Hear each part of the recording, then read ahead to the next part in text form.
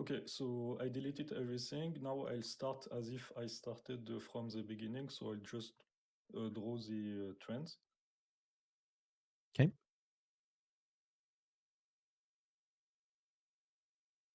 So there is all the time a question I ask, but I won't ask it. But it's regarding trends. Could I ask it at the end? You can ask it right now if it has to do with what you're putting together right Okay. now. So uh, I'll uh, I'll ask it there.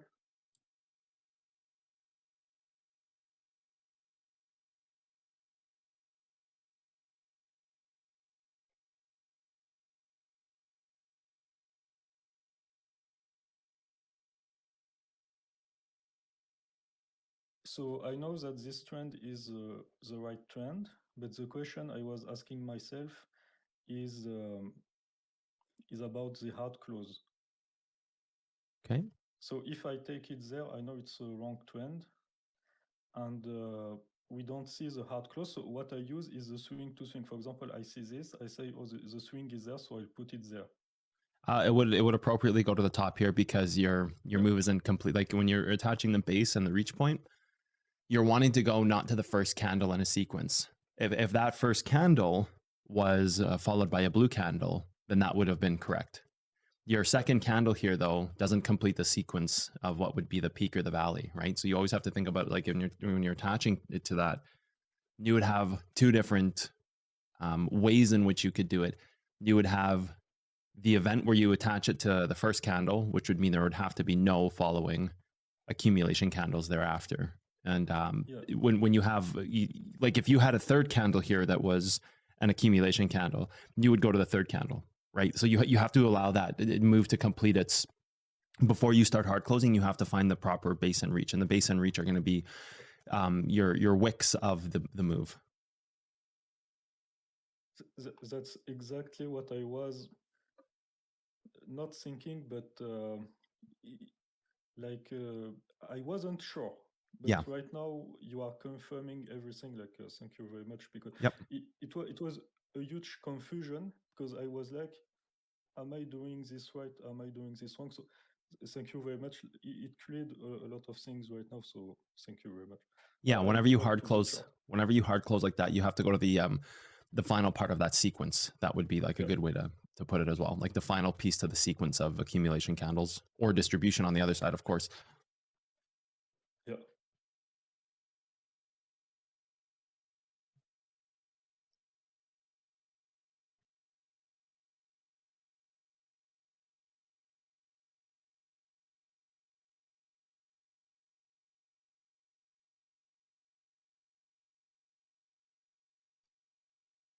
So even there, for example, we have to take it directly, even if so this one, I think it even this one is hard closing, but even if it was for example, like I think your time frame is your enemy here. I think when you hard close it that first candle, you would have confirmed weeklies before monthlies and things like that. So I think in this case, like your original trend you did from the top side was daily to daily. So there's not going to be a lot of difference there when you start going down to the 4 hour and stuff like that. But when you're at yes, when you're at a monthly time frame here, you're going to be having more of. If you were to go down to the weekly, it would likely be that first candle. If you were to go down to the daily, you'd likely have multiple moves. Like monthly is a very large time frame, and it's still representative of just 4 candles within inside the weekly. So in a way, it's the same thing as a day 4, 8, 12, 16, 20, 24, 6 candles, right? So it's kind of a 6 versus 4 type of thing. The difference being is the move is going to establish in a much different time parameter here. So, attaching it here monthly to monthly end, it's okay. It's okay. But I think you'd be missing a lot of the interior ranges by doing that. So we'll just keep that in mind. yeah. Monthly is a huge time frame.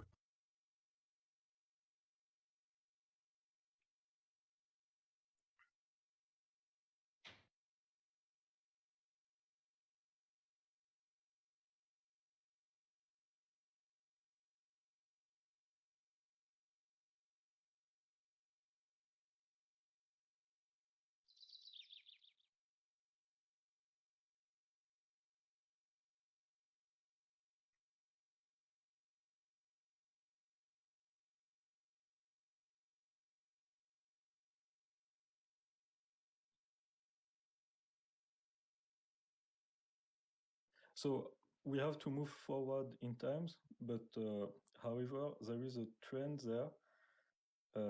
I've seen you draw it, so I don't really know the justification for that trend. It is, I think it's from this point, but obviously I can't draw it from this trend there, but I know there is a trend there like that, and we can even see on the chart, so I'll draw it anyways. I think it's a daily trend, and to draw it, the methodology I use is that I don't know if it's a good methodology, but I went to the weekly first. So go to the weekly first here. Yes, and then I used the trend tool, and I couldn't draw anything, so I had to go back.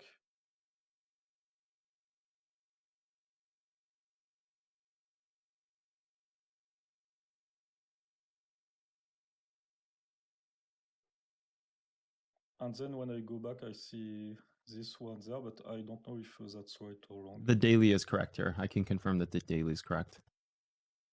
However, I have no idea if the methodology is good. And the only reason I'm putting it there is because I've seen you do that, but I don't really know how to find these points there. So that would be more trend work. Trying to think of it, if there's a quick way to answer this without getting into a big thing. I don't think there's a quick way to answer this other than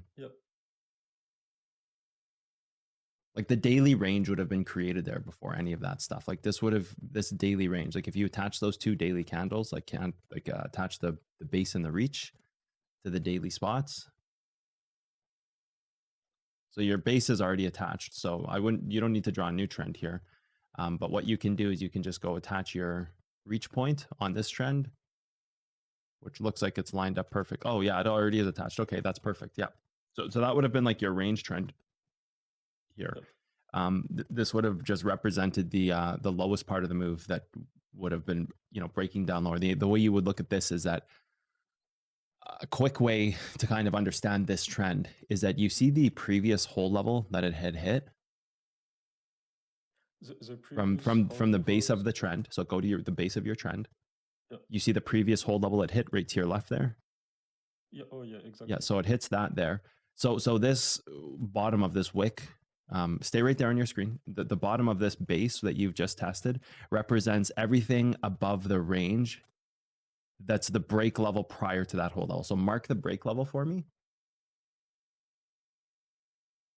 So the break level prior to that hold.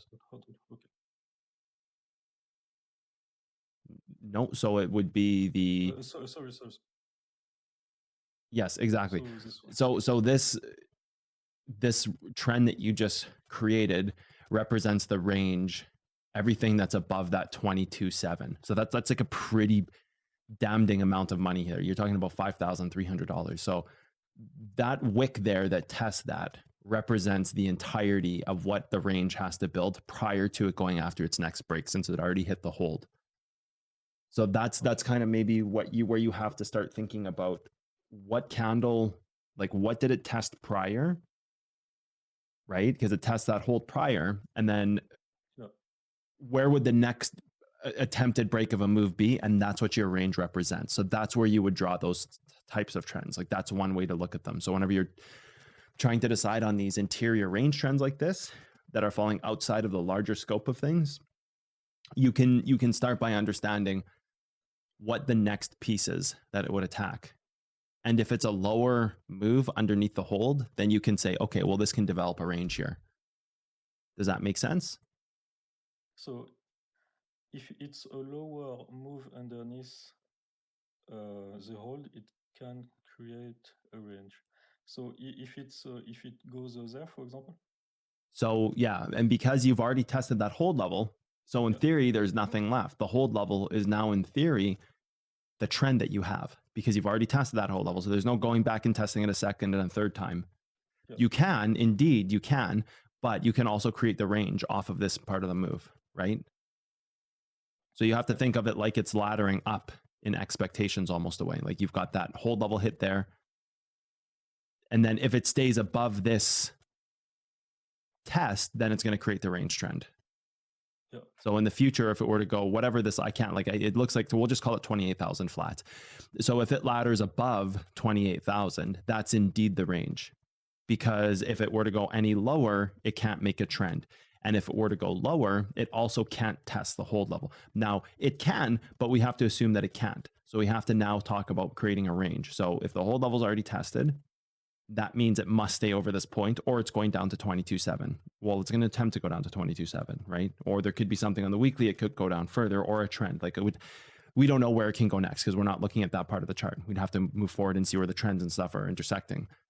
But if it breaks below this 28,000 wick that we have, this wick already back tested that level. So this now becomes your new hold level. So if it holds above this, it creates the range. Okay. And you've also said that we have to check this break level that is before that hold level. So what about this break there? Is it meaningless? I would say it's not. I would say you're going down to the lower part of the move. Okay. Which looks like the backside of those two candles, which looks like it was trying to break an origin level. So that 28,000 looks like maybe that's what it was. Oh no, it couldn't have been because this was like an all-time high. No, never mind, it couldn't have been. But that backside level would have been, yeah, the next kind of idea. Okay. Like even right now, that's go to the current part of the chart. Like that's still in play, that trend. That trend is very, very much still in play because that's kind of what's holding the entire move up. It hits perfectly there and even there.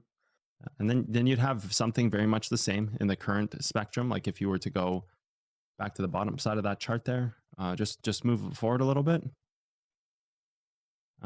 Okay, stop right there. Around 39,000, it looks like there's a hold level there. If you mark out that hold level there and move forward a bit in the charts now. Yeah, it's maybe the week. Yep. Now you can make that next same kind of trend right there. Those two that you just kind of like make that next trend. Same idea, same exact idea with all the same principles in play. So this one would be the hold level. Yep. That has to be tested in order to create the trend. And yep. This one would be the trend. So create your trend where you think it is. Let's see.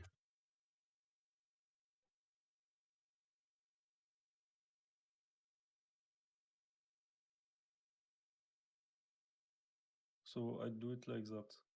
Nope, you have to zoom out more. Yeah. Oh, so I have to adapt it now.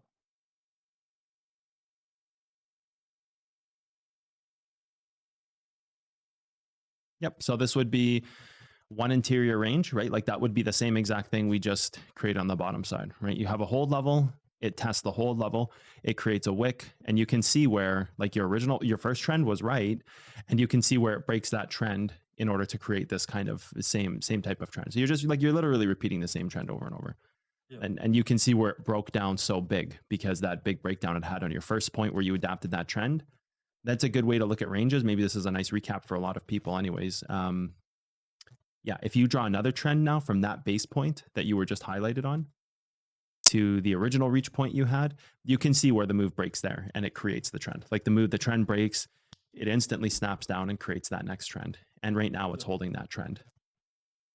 So you're just creating the same thing. It's all about understanding how ranges work in trades. And you could even take it one step further here, which I don't think would give you much of an accurate representation, but you could also zoom back out here a little bit and go from the bottom of that hold level that you mark in the red there, that hold level, pull back a little bit more right there. You could also go from that distribution candle. Now you see there's a problem with this one. It's not testing any levels. So here's where I want to kind of just talk about like how a range would be used incorrectly. So just zoom out just a little bit because we need to see a little bit of the left side of the chart here. You see how it's not really testing any levels and it could in theory go down much further? Exactly. So it's not really testing anything except this big breakout wick. So assumingly it's testing something exactly where you're hovering on that price, go to that. You see where that candle is just a little bit to the left that has that major wick up? Nope, to the right more. Right there, stop. Yes, Yep, exactly. That major wick up. So now, because it has that major wick up, you can presume that there would be maybe a smaller time frame that would create a smaller range. So that huge wick up broke out of some origin level or something. And you can assume before you switch timeframes here, where your red level is, the next candle to the right. Yes, the bottom of that. You can presume that maybe this was like a 15-minute range at the very bottom of that candle. Go down a little bit. Yeah, right there. Oh, stop. No. Stay on this time frame. Go back to where you just were. Now go to that high wick candle. Now go one candle to the right. Now go to the wick. Yes. So now you can kind of, without changing timeframes here, presume that, okay, you've got, there is no level being tested here on the daily. So if it were to actually go down further in this move and back test one of those hold levels down there at like 31,000 or whatever it is, then maybe you could have created that range off the higher time frame. But looking at this, you can say, okay, this big wick broke out of something and it back tested maybe like a 15-minute time frame. So without even moving through timeframes here, you can say, okay, there might have been, now take your trend tool and mark the bottom of that candle to the bottom of that blue candle. Yep, exactly. We can maybe ascertain that there might have been like a 15-minute test here off of some big hold level that was created. Because again, remember, we're on the daily here. And this could have possibly been an interior range somewhere inside of that major wick candle.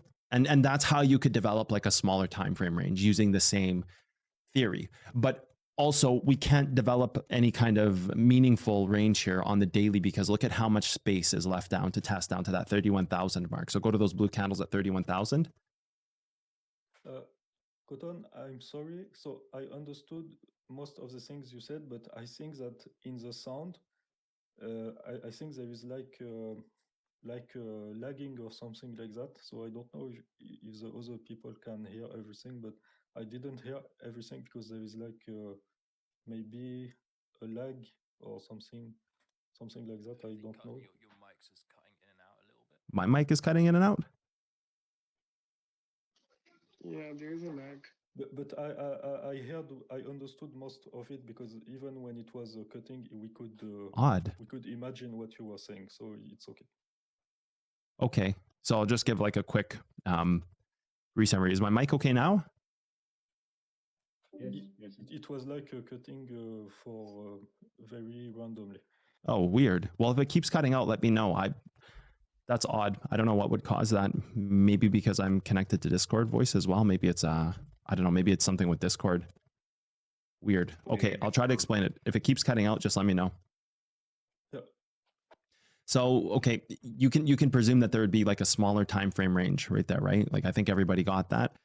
That if you were to attach the bottom of that candle here, you're looking at the exact same thing. Now, if you go hover down over that 31,000 candle down there, it's like the distribution candles down at 31,000. Yes, that exactly. If you had tested down to here, you could then create a range trend off of there on the bigger time frame. Because you're not, sorry, go ahead. Yes, exactly. Yeah, because you can't create that range trend with so much room left in this chart. The only thing you could have said here is like, okay, maybe if we went down to the 15-minute or the hourly, you could maybe find that little trend that we made there that we're just kind of presuming, we're having this assumption that, okay, we have this huge wick, there's a tiny wick that goes and back tests something inside of there, and it can create some type of smaller range trend. That would control whatever time frame down it would be on, right? Like that would control only pieces from that time frame down. But we have to now move forward in the charts to find the range because we know that we never tested this 31,000 mark. So you actually can't create any kind of wick range there. Rather, we have to use what we had originally before we started to do this like little bit more of a deeper dive into it. Understanding that it would have been ideal if we tested down into those areas, because then we would have been able to create the perfect range. We would have had the exact spot where the range could start. You already have the trend working from the previous. So actually this would be a simple fact of legacy, global, local now, because where your trend on the bottom side is here, that just acts now as the reach point for the future. Oh, sorry, the base point. It is the reach point, but it acts as the next base point. So you can now mark a trend at the bottom of that candle. Is this one? Yep, exactly. And it's starting to create global, local, legacy. Like, we're not there yet. You could just float that down a bit into the random space, so it's more easily accessible in the future here. So just float that one down even. Just take the reach point and just float it somewhere between your white line and your red line.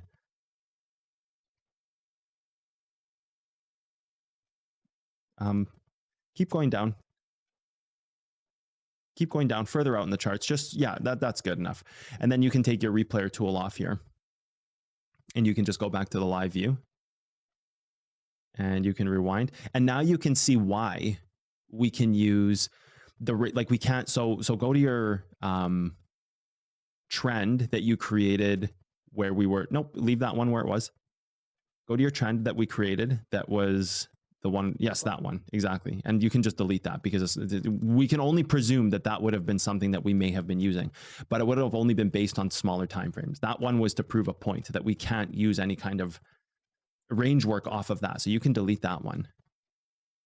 So, but had the price came down there, we would have done the same thing, but because it didn't come down there, exactly, we have to assume that it hit something there. So we do the same thing we've done earlier, but we do it there, even if we don't have the blue candle, we assume there is something there. Yeah, so exactly what we're doing right now is we're building a better understanding of how ranges work.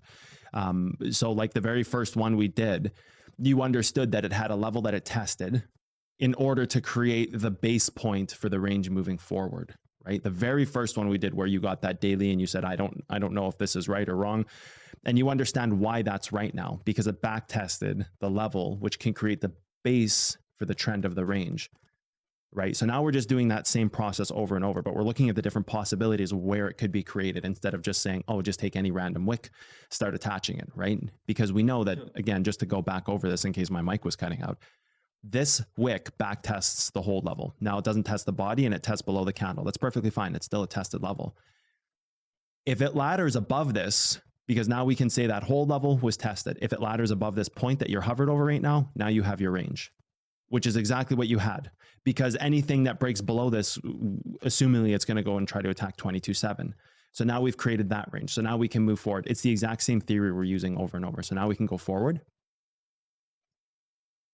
And we are doing the same thing.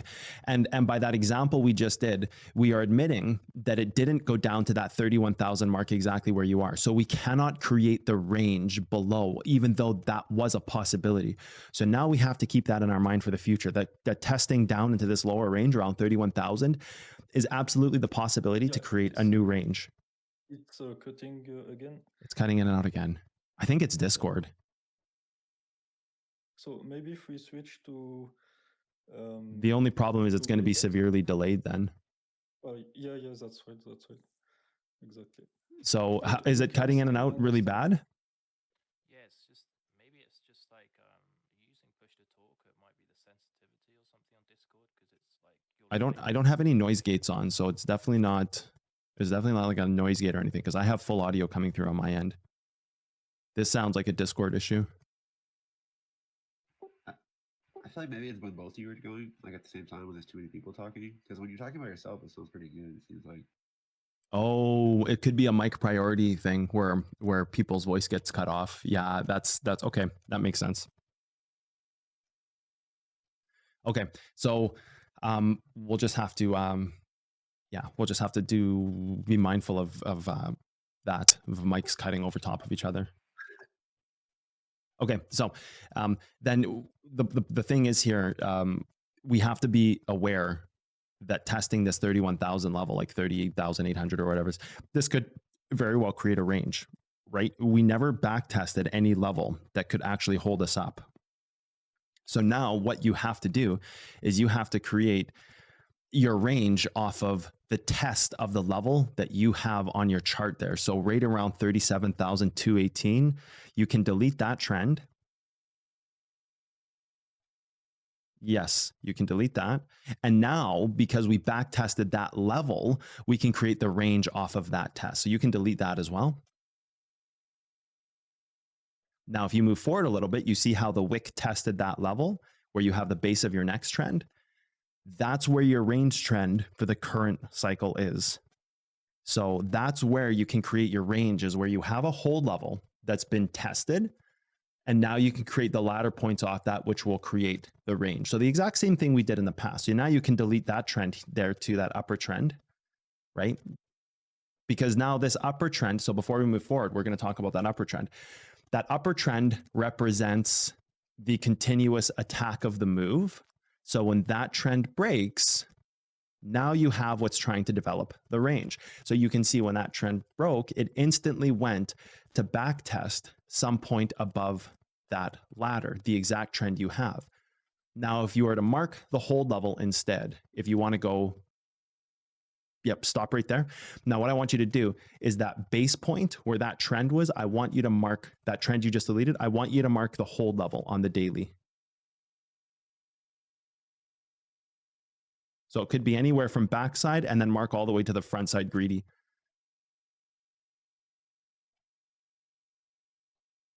Yep, and now mark the break level. Because this is really important for everybody, because I don't know if I've taken the time to explain this. So now you have three different parts of the architecture you could discern here. You can say, are we going to go after a hold level? Yes or no? Well, you would answer this by saying, okay, is there the possibility of a range being created? If the possibility of a range is being created, then you aren't going to stop on a hold level typically. Doesn't mean you can't. It means it's extremely rare to stop on that hold level. When you've already back tested a hold level, like we did down at 39,774 there, it looks like.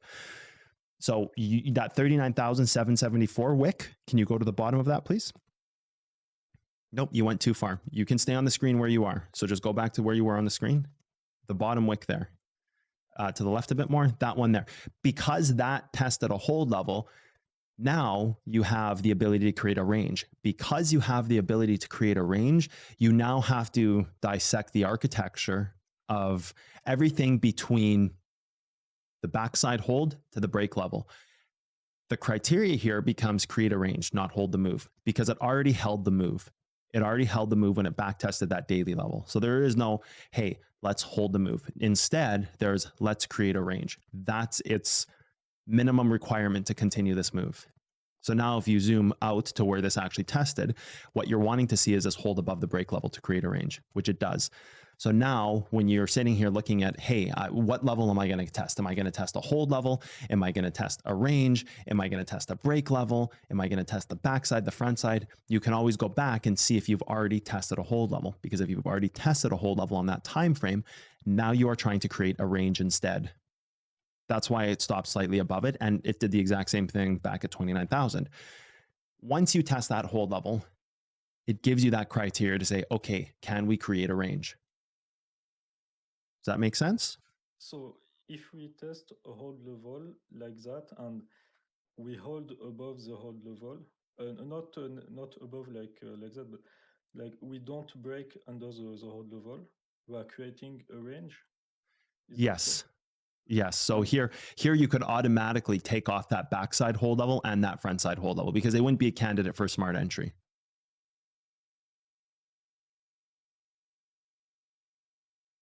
Had you not tested the hold level previously at 39,700, had you not tested that hold level, that front side hold level that's at 41,000, yeah, right there, that front side hold level would have been ideal. That would have been ideal for entry, because by testing that level, by back testing it, you're now creating the possibility that there's a range coming in the future. So that would have been like great had you not tested the previous hold level. Now you're trying to create a range. So now it diminishes the possibilities to what's a smarter trade would be something either above the break level or something where you could justifiably say, hey, there's a reverse level here that still allows the ladder to continue.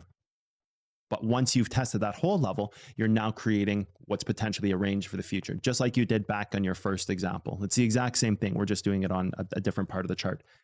The exact same thing we did before at the very beginning of the chart, where you had, okay, we back tested that level at 29,000.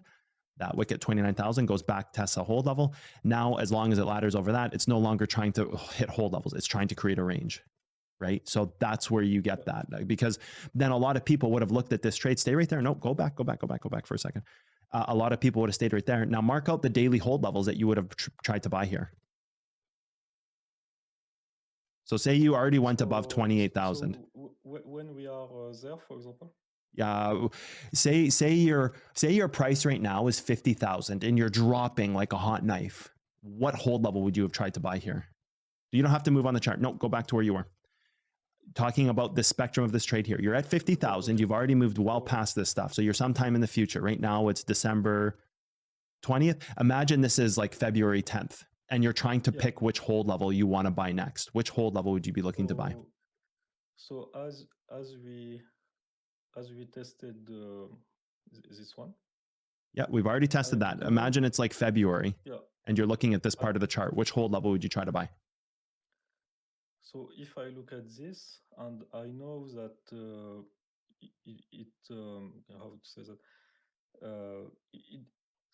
so I'd look for this break, I'd say, as the lowest point. So well, that would break the ladder, so that wouldn't be possible. And you've already tested that hold level, so that wouldn't be possible. I'd look at this one, I think. Okay. What about something lower? Why that one? Walk me through that decision. So if I'm, for example, there in price, so I'm well above all this. Yeah.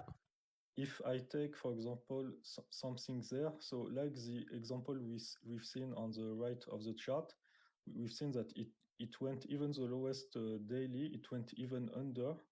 So I take something first because I'll tell myself maybe that the first thing it will come across, it will have a good reaction.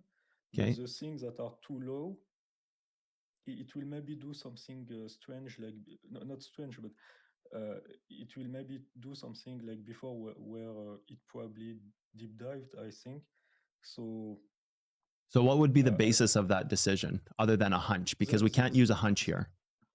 There is no basis, clearly there is no basis, but that's what I assume, and it's probably wrong. So okay, so start drawing your levels for me. Yeah. Talk to me about what it can and can't be. So this one, it seems to be tested, so maybe a lower time frame, but it's tested, so I'd go for this one by default, I guess. Okay, so mark that one. So this would be kind of the deepest price you could go, right? Yeah, I guess. Yeah, okay. So because this has already tested a hold level, it can't stop here because it will now try to create a range because it's already back tested a hold level. So if you go back to the daily,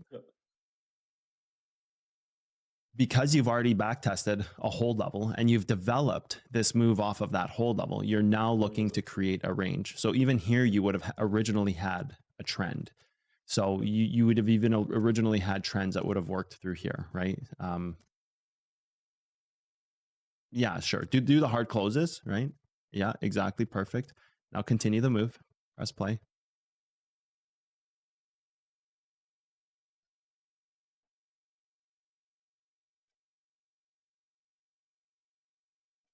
Right. So you would have had this trend, which doesn't make sense either. So when this trend breaks, you're saying, okay, the hold level at 34,000 would be the right move because that's the untested hold level, right? Like, oh, that's the perfect untested hold level. And then go forward in the charts. It just bleeds right through that. It has no respect for that level because it already created this parameter that says I've tested a hold level. Now I need to develop a range. Had it not had this range ability to be created, that would have never existed. Just like what you're looking at right now in the charts. So you can delete that kind of trend that you made there, that in between one and that hold level there right below it. Yep. can delete that. You can delete this. And you can move forward in time here. So this one, we should have looked for a ladder point. So in this case, something there, for example. I would reverse the top of the daily. That's what I would have done there. Reverse the top of the daily. Okay, reverse the top of the daily. The one that you had already back tested, that would be the first point I would start. Okay. Do you know which one that is that I'm talking about? Yes, So exactly, the right one there. Okay. Oh, okay. So I would have just tried to reverse that and maybe, you know, tried to see if there was anything else that made more sense. So that would be my starting point to say, okay, if we can create a range here, it can be off the reverse point. And I would have maybe looked down into the 4-hour time frame to see if there's something else that's, you know, a balance between, is it hitting the 4-hour? Is it also hitting the daily? Like at what point does it hit the daily and the 4-hour? So there might have been a 4-hour candle inside of those few to the right of it that also fill that criteria. Yep, inside of there. There could have been something inside of there that also fills the criteria of, okay, we've tested the daily, so we might not go as deep as that, but does this 4-hour have a point that it's also 4-hour and daily? Like kind of like a bilingual test, like testing both languages or both timeframes, right? So I would have then just worked off of that. I would have worked above from here. Probably ended up migrating somewhere inside that candle to the right. A couple more to the right. Yeah, one more to the left. It looks like maybe there's some hold levels in that one to the left that could stay above that ladder point and still be back testing that daily. So that's where I would have ended up looking in to see if there's other time frames that can also confirm, like, can we hit the 15 and the 4 and the daily and the 1 all in one, right? Try to find that level that makes the most sense. Now, if you move to the right of your chart,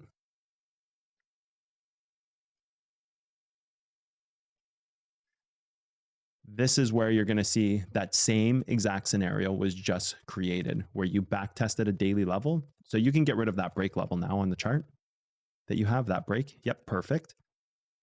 That same exact thing just happened. You hit the daily, and now you created the range from those two candles, like literally the one-to-one, the exact same thing. It's like you're looking at a mirror image of the chart. So now you've created the same range off this daily. You've back tested that daily already, which says that, okay, now we need to stay somewhere above the break level, and it can create the range for the move. So now you have the perfect trend, which is what you already have on your screen, by the way. You already have your kind of perfect trend on the screen. In that case, the break level would be this one, right? The next part, yes. So the next thing you'd be targeting if this trend breaks is all the way down there. Yeah. Now there could be points it stays above. Like obviously you'd have to check all timeframes here and trends. Like you'd have to do more work than just, but that's the next kind of stopping point, because it's either going to try to go create the global legacy local now off of this other trend that you have at the bottom that's floated, that floating trend that we made. Not this one, the next one. Remember how we made this one a floating trend? This is going to try to find the point where it's creating the architecture to break the chart down, because it's still range laddering right now, as you can see. So this will be the point that it tries to create that. So now you can move to the right in the chart, and you can, you would work with that trend and see what's happening. But I think now you'd be at a point where you have to go into a higher time frame and start the whole process over again, higher time frame down maybe. Yeah, weekly seems about right here. Yeah, so you have to stay on the daily. That's fine. You can stay on the daily time frame here. You have your weekly trend there, and then you're going to make your next trend based on this breaking. So that's fine. The weekly shows it very clearly. If you actually go back to the weekly, if you actually just mark the 2 points on the weekly are distribution to distribution candle already, and that's how they were created. So you see that the trend that you have, not this one, but the one back up at 39K. So I would just get rid of this trend right now. You don't need this weekly trend right now. See that trend at 39K that we created? The next range? Go up one more, that trend there. Yeah, it's actually just repin it on the weekly, but that's exactly where it comes from. So like if you were creating a range on the weekly, you just understood how to actually find it. Because that range... This trend, it originates from the adaptation of the daily one we were doing earlier. Say that again. It adapts from... Is it so this trend, the weekly one? Yeah. It has now the priority on the adaptation we made earlier.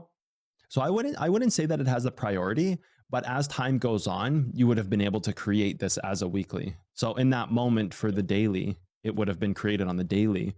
So I don't think you would say that, like me, I guess if it makes sense to say that you adapted it off of the daily, initially that kind of breaks the way that the charting works because you're adapting up.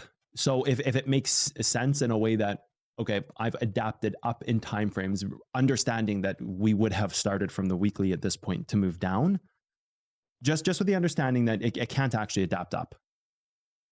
But this is how you would have found it in the moment on daily candles. And then after that is created, possibly about 10 days later, you could have went back and started your whole entire queue all over again and be like, oh, now we have a weekly. But that's 10 days too late, of course, right? Because the weekly is going to take, could take 14, 15, 16, 17 days even to create. It could take 12. It depends where it ends on the weeks, right?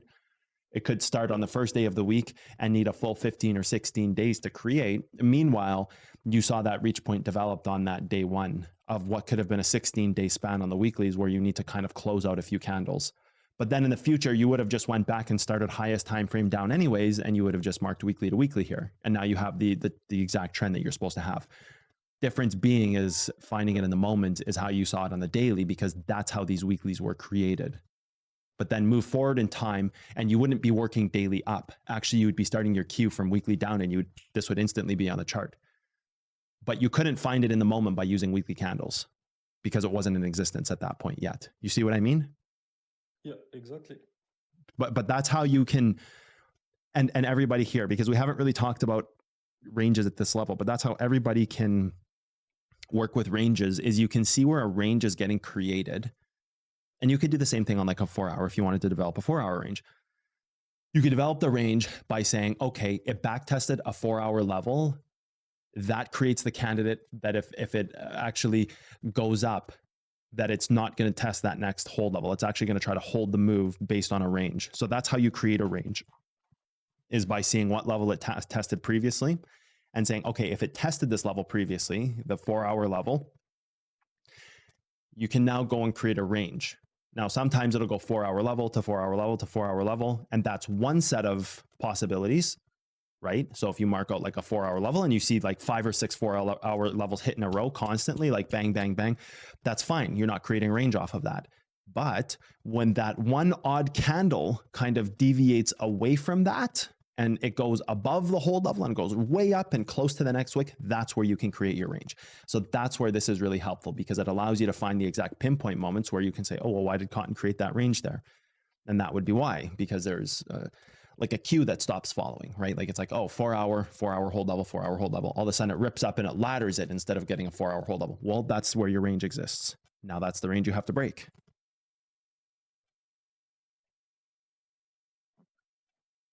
Hopefully that makes sense. Is there any questions about that? I think I have a question. Sure. So I'll go back to the daily just to check something very fast. Yep.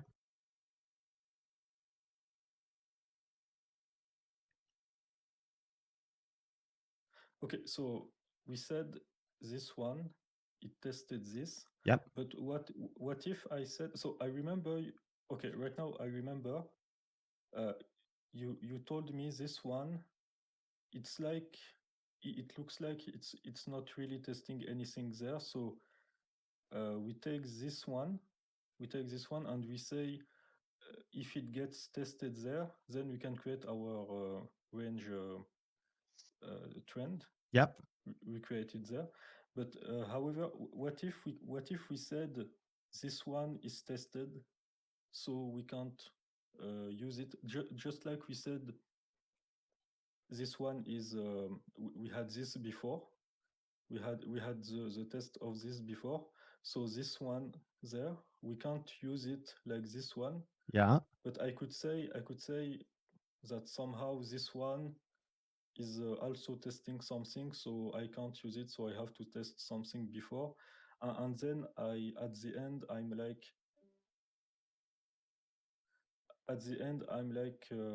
at this point where I say, oh, this one there is nothing before, so this one I can use, but everything after there is all the times something before. So is there like a method to spot those?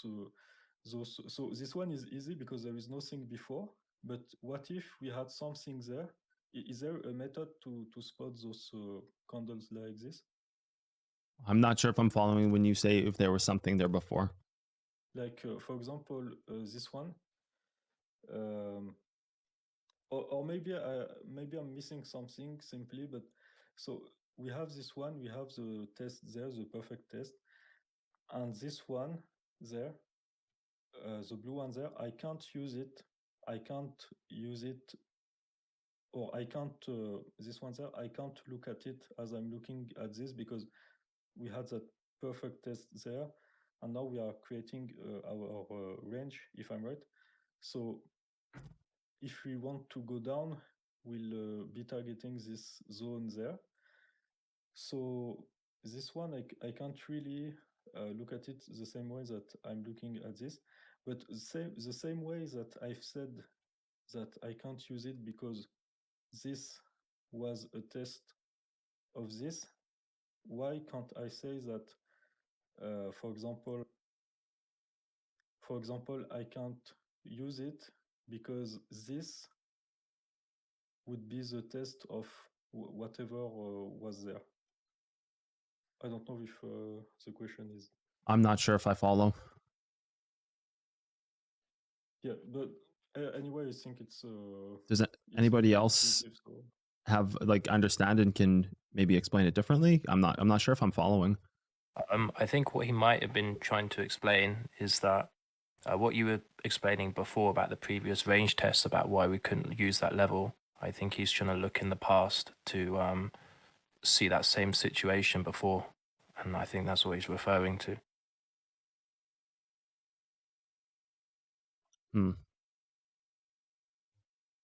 Yeah, I still don't get it.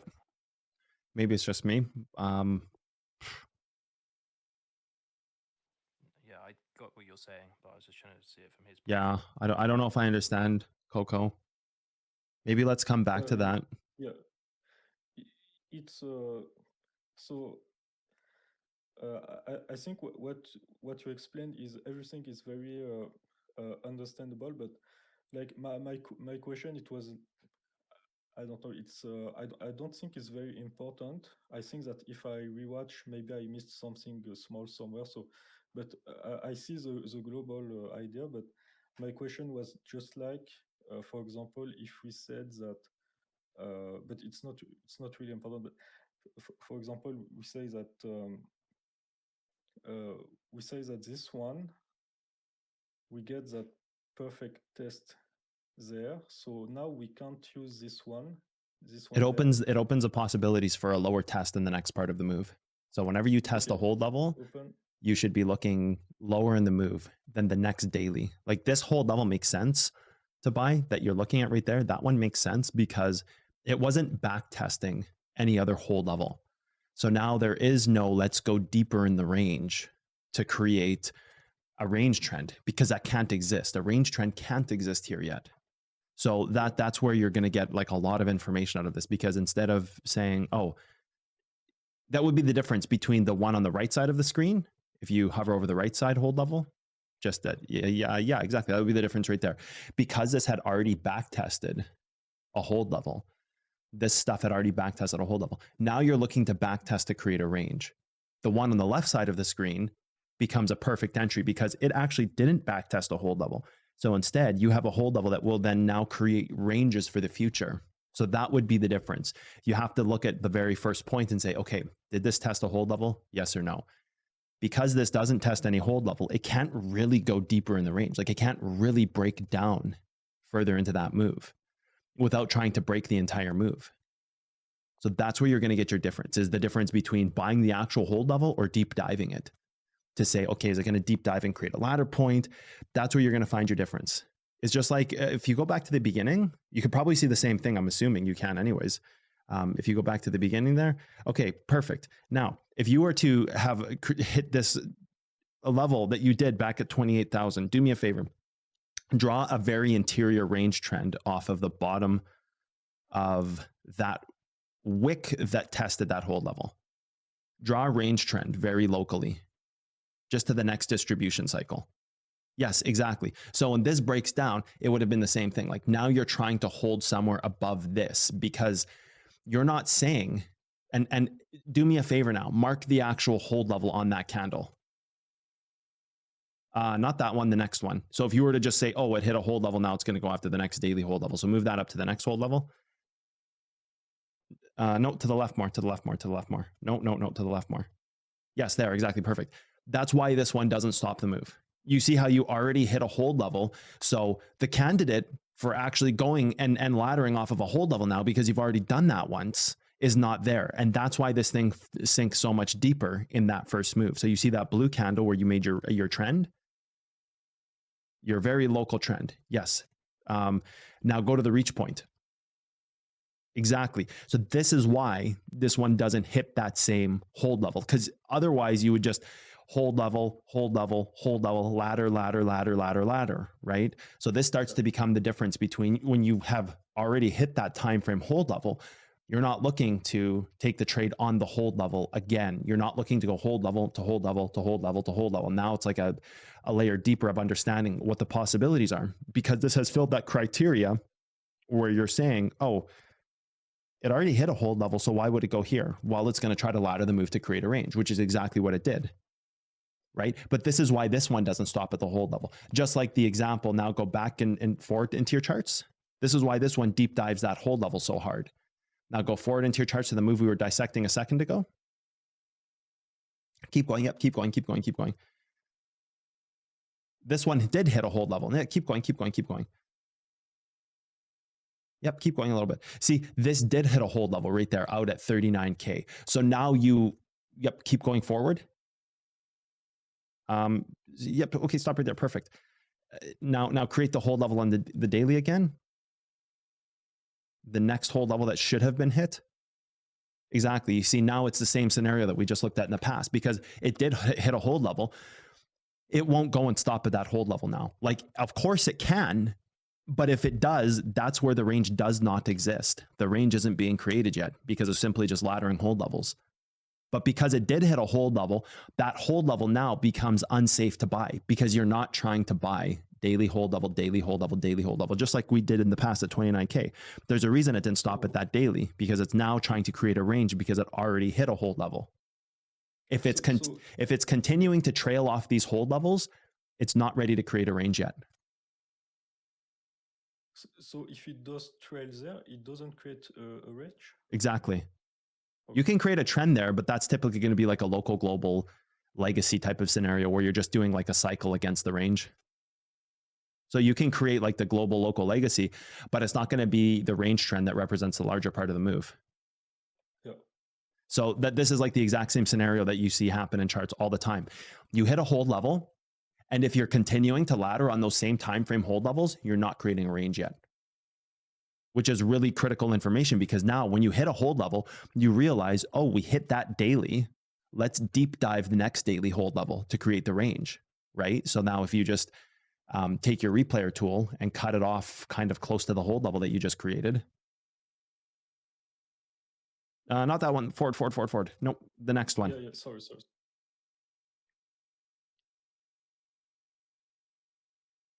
So now you'd be given the information here. Zoom out a bit. Now you'd be given the information here to say, oh, we just hit a hold level. Should I take a trade at 42,122? Oh, it looks so good because of the daily hold level. Yeah, but it already hit a hold level. So now it's going to try to create a range. So why don't you deep dive somewhere like the break level, just above the break level? So if you want to stay above that break level, why wouldn't you just deep dive above the break level of that move, right? Like right there. Yeah, and then that can create the range. So then this can give you like a clear piece of information, not only a better price to buy the next trade, which becomes even safer, by the way, because now if you're thinking about logic flow and the funnel of possibilities, now you're thinking, okay, what are the possibilities here? Well, we did hit a hold level, so that funnel is giving us a very specific set of information. We have now funneled down to the fact that, okay, the next hold level has a specific set of possibilities, and the possibilities start like this. If it is going to continue to move up, what is the greediest level it can hit? Now you're faced with a choice between, should it be a hold level on the daily, or should we go deeper in the move and try to create a range trend? Well, if you wanted to reduce your risk, to zero, you would go to the range, well, close to zero, unless it completely breaks the move and this thing is in full reversal. Now you're sitting here saying, okay, well, we've got the break level marked. I suppose if we were to just ladder off of that somewhere, so 40708, so you can go to like 850. I don't know, attach it to the body of that candle or Yeah, slightly but above it. do you think that, for example, this break, for example, as this break level is there before, wouldn't it be the good break level? It could be, but Or maybe I would have to go. You'd have to go deeper into timeframes to see if there's an origin level here. Like I think more realistically than a break level, it's probably a smaller time frame origin just by the way it looks. It looks like it had back tested maybe like a 15-minute level here a few times, or maybe even an hourly level. So I think there's maybe an origin level in there that makes more sense. So without getting into like this dissection, I wouldn't bother. Without getting that's stuff to do on your own. Without getting deeper, I would just do that and then maybe go above that a little bit and say, okay, now my decision is if I'm going to buy this trade, is it going to be, I would do something like that. I think that's smart. 40, like hovering above is some type of balance there where you go into deeper timeframes and see where either the origin level is, go slightly above the origin while respecting all criteria. Like it's still laddering, it's still, make sure there's no trends that can hold it. And now instead of buying the daily hold level, you have a little bit more information here because it already tested a daily hold level. So now to reduce your risk even more, to make that funnel have one extra piece in it, now you can say, well, we already tested a daily level, so let's not expect to stop at the daily level, where most people would see that as the greediest point. You can also start looking at combination levels where you go inside of that daily level to see, hey, is there a 4-hour hold level? And inside of that, is there a 1-hour hold level? So all criteria is filled. A deeper point there. Like there's a few things you can do to find the deeper part of this move, right? But the point here is that because it already tested that hold level, your funnel gives you your starting point, which the deepest it can go while still holding the move is close to that break level. Had this not created the test of the hold level, this is very different. You look back slightly at this, what that wick there had tested, and it can test a hold level because the move prior didn't test a hold level. You see, it didn't test a daily hold level. So the 39774 level, that does become a smart level to buy, or the body of the candle. Those do become smart levels to buy now because there is no test of a previous level. So now this can test that level, which can create the range. And it did test that level. So then you have your confirmation, your first part of your confirmation. The daily level is there. It hadn't tested a level past. It can, for your very first trade here at 39,899 or whatever that price that you're hovering there, for sure, this becomes a smart trade because it's testing an untested hold level that hasn't previously tested something else. And then in the future, by testing that level, it can create the range. So the range isn't going to be created off the hold level, right? Now, if you go current in the move, you'll see that that's probably pretty close to this at the 41.0, whatever price you have there. It's going to be very, very close to what that wick had tested because that can create the range because it had tested. So that's the beautiful part about this is you have to think of this in like a logic flow funnel. The funnel of possibilities changes based on what has happened. Like that's what logic flow is all about, creating that funnel. So you can see that like even this happened back at 29,000, whatever. You see the same exact thing. Go back to there again, because I really want to drive this home to people because I think a lot of people are getting important information here. You can see exactly why you wouldn't have bought in this hold level now, the one you have marked there at 33,053. You can see exactly why that hold level doesn't make sense and why it actually just instantly breaks down because it's trying to create the ladder range on the smaller time frame from the bottom of that current candle you're on. So go to the bottom of, nope, to the right one. Yep, it's trying to create some like little tiny interior range here, like some like little micro range that's trying to hold this move up, right? So you can see why. Now that's not important. This is just thinking of like, okay, you're stuck at the very top of a move. Are you going to pump up to 40K or are you breaking down? So there would be other ranges in there that you would dissect. So that's just what that second distribution candle there had done. But you can see why this wouldn't have stopped at the daily in the moment because it had already back tested a daily. So why would it stop at another daily? No, it's going to go try and create a range. And then the same thing happens here when you move forward in this thing to 34,000 and that next hold level that you had marked there. So now move your other candle to 34,000. That hold level that you have, yep, perfect. Just move to 34,000. Yeah, you're almost there. You're almost there. You're in the right path. Keep going to the right. That blue candle on the right, the untested hold level. So now you can say, well, shouldn't we buy this? No, absolutely not. You have already back tested your daily level at this range. Now you need to be thinking about ladder points. Now you need to be thinking that there is no like untested levels here because that blue one that you just marked already back tested That 34, go to that 34 level. 34,003, whatever. No, take that off. The one that you have on the screen. Go to the level that you have on the screen. 34,393. It's right in the middle of your screen. Yes, that had already back tested the daily level. So why would it stop there? Right? If you move back in the charts now, it already tested this. So why would it stop at that hold level instead of trying to create a range? So now go forward to where it does create the range. See, like this is literally the exact same thing that's happening over and over. This is how we create ranges, like the deeper way to create a range. So keep going forward in the chart.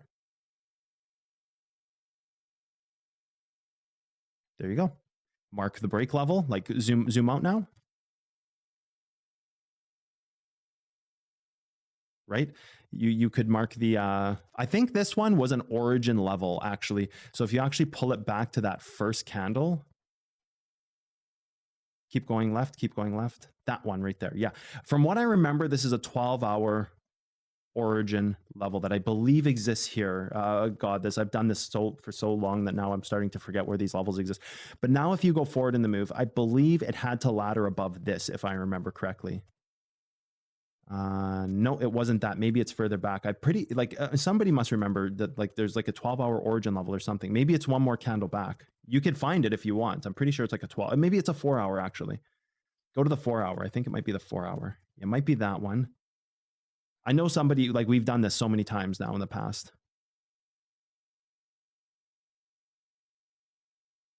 Just mark it to that next 4-hour candle there. I think that's the origin. It was like a 12 or a 4 or something. Yeah, this was that origin level that it needed to kind of ladder over top. If I believe this was it. So now you can just take the replay out because that created the perfect candidate for an origin level. And I think you're going to see that's exactly where that laddered. So you can zoom in there. Yeah, because it was that origin level, right? Like it had wicked past it at first and then it tested it perfectly and then it had gone and yeah, it was like a 12 or a 4. So that's good. That's fine. And so like now you can see like the same thing is happening over and over and over in our charts where you have a hold level, it tests on its same time frame. Therefore, the next time it's going to go after that hold level, if you see that test, like it's just going to blow right through it. And it's going to go after trying to create a range trend. And so that's where you can say, is there a range here? Yes or no. That's where you find your range. You can also say, does this make sense to buy this hold level? Yes or no. Okay, did it test a hold level in the past on that same time frame to lead to this move? Yes, it did. Okay, look more towards the break of the move now to create the range. No, it didn't test a hold level. Okay, perfect. Let's go for the hold level. Now you create another funnel of possibilities here. Okay, did it test the hold level? Yes. All of a sudden it goes, should I buy this a hold level? The next daily hold level? No, but it does test that hold level. Yes. You're like, oh, shoot, I missed the trade, but I know there's no range now. So you see how every outcome creates its own funnel now. So you can see how every single, no matter whether you test the hold level, no matter whether you've tested a hold level, no matter if you keep laddering off of hold levels, they are all creating the next funnel. Do you see what I mean? Because now you've dissected and like it happens on the charts all the time. Like you see it constantly and it becomes, where do I create a range? Has this tested a hold level? And it's like, think of it in funnels, right? Like the bigger funnel up top creates the possibilities below, right? Hopefully that makes sense to people. This is a bit more, that's why I love these leak finding sessions. All these sessions lately, I'm just getting more into BFE2 stuff. And it's just like, it's great. It's just so fantastic. It reminds me of the logic flow. Yeah, exactly. And that's how I want people to think about it, like a funnel. A funnel is being created of possibilities. So now you're seeing like, okay, can the range be created? Yes or no? The funnel creates that possibility of yes or no. See you, JP. No worries. So, JP just said he had to go. No worries, dude.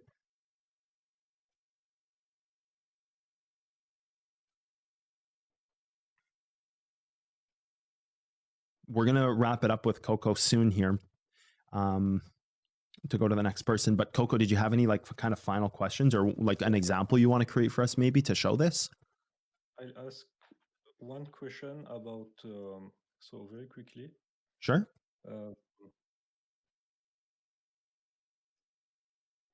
Yeah, I remember. So this is a question I wanted to ask. So this one there. Yep. This one there. Had we not had the test of this hold level there. So let's imagine we didn't have the wick there. Okay, so rewind it in the replayer tool to where you're saying. So like imagine it didn't. Are you saying okay? Okay, that's fine. Actually, maybe I can follow. I think. Okay, yeah. Okay, so you didn't test that level, is what you're saying, right? We didn't test this one. Okay. We stayed there somehow. You stop there. Okay. This one we could say, oh, it's not testing any hold behind, so this one would be the perfect buy. I would now look at smaller time frames because I would want to see what stopped it. Because when you stop that, hover where your price set it stopped. No, down below more, where you said if the price had stopped there and didn't test the level. Oh, yeah, okay. So if it stopped like right there. Okay.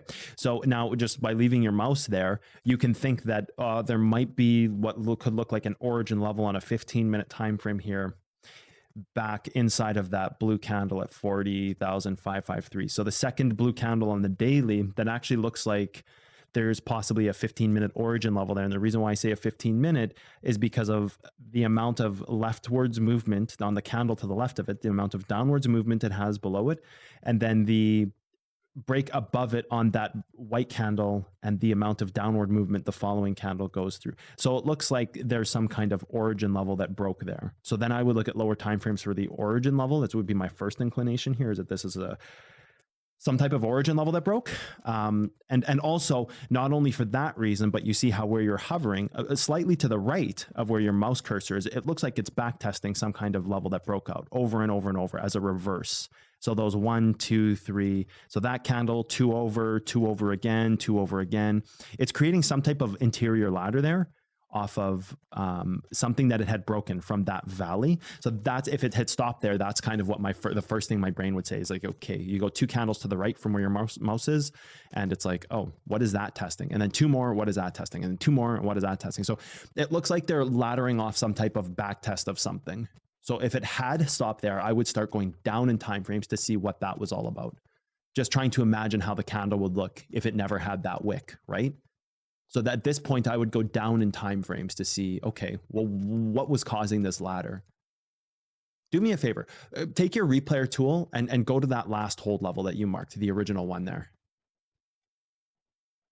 You can keep your replayer tool on, just take it and, nope, to the furthermore to the left, Yeah, one more to the right, Yeah, that's good. Even there, that's good. That's fine. Anywhere there. Now go to the 15-minute time frame for me.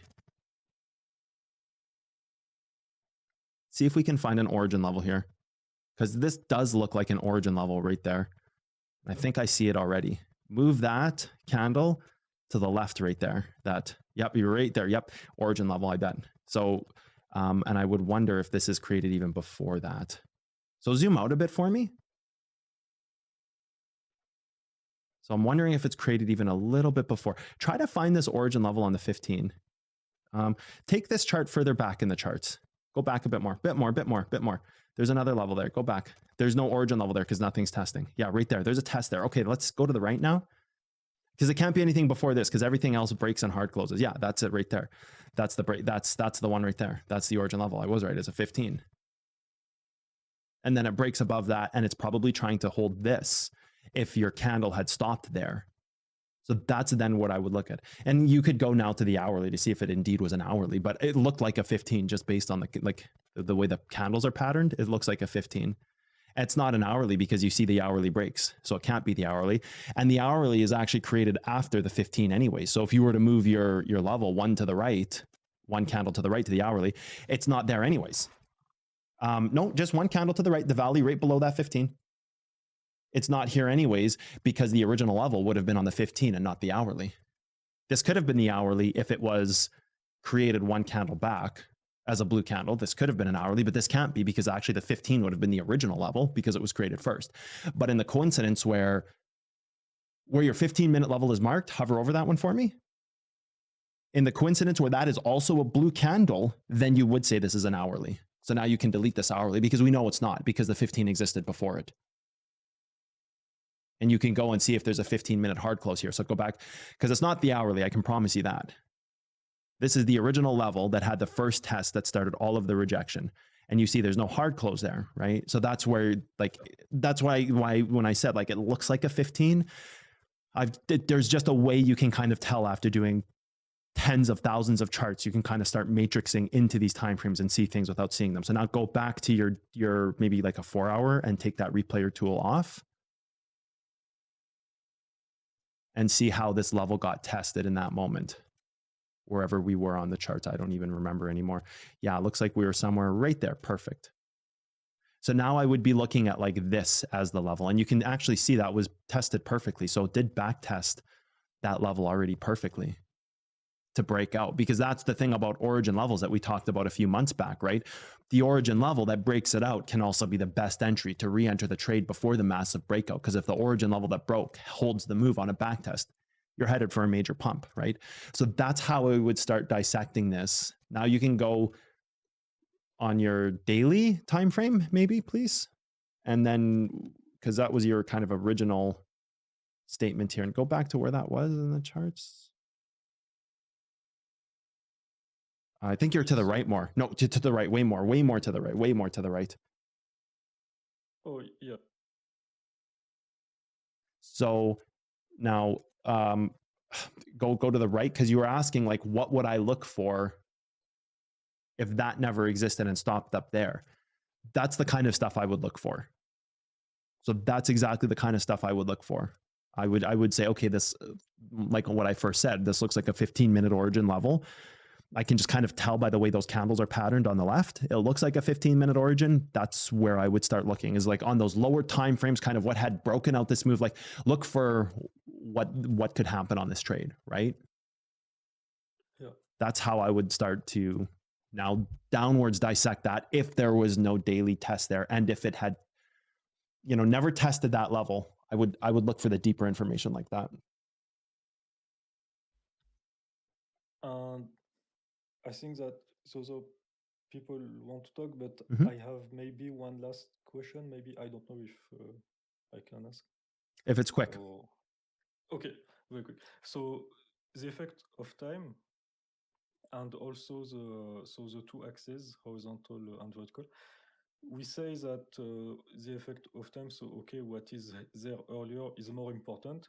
Now the question is about when the other axis, the price. So the higher price is more important than the lower price. So when we flip the chart, the time is all the time the same. So the time we had earlier is more important. What we have before is more important than what we have right now. So it's the same. But when we flip the chart, we have the lower price above and the higher price. So when we flip the chart, do we also flip the importance, the hierarchy of the vertical axis, or does it remain the same? It remains the same.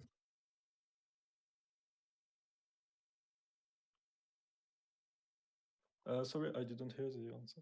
It remains the same. Flipping the Okay. chart has no effect on their charts. It's just a visual tool for us. It has no difference on the chart. So the higher price will still be the more important. Okay. Thank you very much. Thank you. Yep. Okay, so that was a pretty big deep dive on how to create ranges. Hopefully people got a lot out of that. Really great session there, Coco. Really, we didn't get too much into the front side of the chart, but I think anyways, what you brought up and to help you immediately help you clear up some trend work, and then also going a bit deeper and really showing people how to create ranges and look at the back testing of levels differently, probably pretty important here. So hopefully everybody enjoyed that.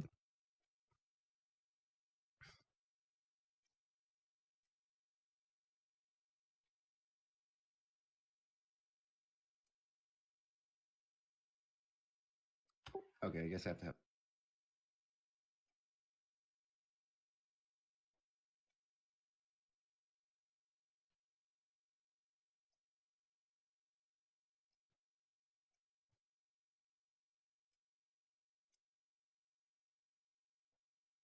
So I'll just basically, I erased everything so I can just start over, and you can just kind of like pick up my thought process as if I was going to just start the day. So normally I look at the weekly, but I'll just like comment on some things I notice here, like the fact that you're talking about how you can create trends. Yeah, honestly, can you change it so I could just turn the push to talk off? It's kind of difficult. Sure. So you want push to talk off. You can change. Can you change it? Like, are you allowed to speak without it? Your role might have that permission. Oh, yeah, no, I don't know. It says I need permission. Okay, hold on. Let me change it for you.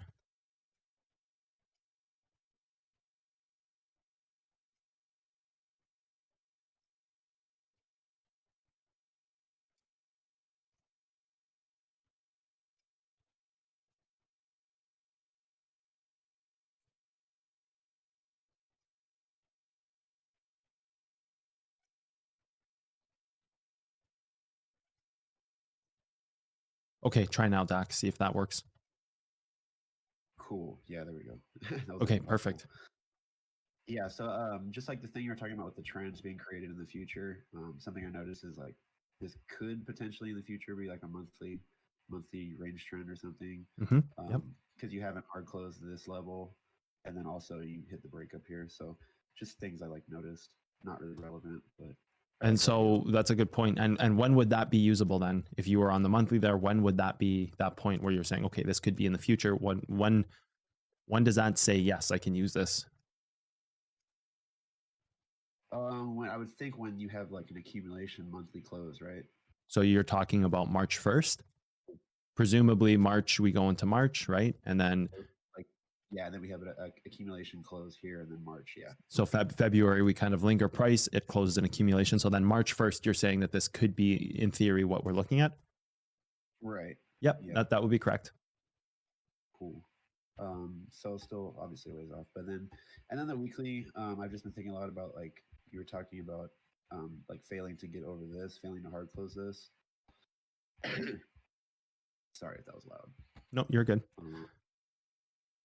So failing to get over this. So what would you be looking for here? Like, what would be your next step? Let's work on this. What would be your next step? So first I would look at like where, like if this happened, where would we go to just to like have that on my chart? So I just like put this here. And then immediately I would just probably go to the daily. Before we work too forward, let's work with that first level you marked. Okay. So what else could you do at that first level that you marked there? Well, I could just break it down and go into deeper down in time frames, but because you're missing something with this level you marked at 41 or 40,708. You're missing something there. Oh, like a trend maybe based off of it? Nope.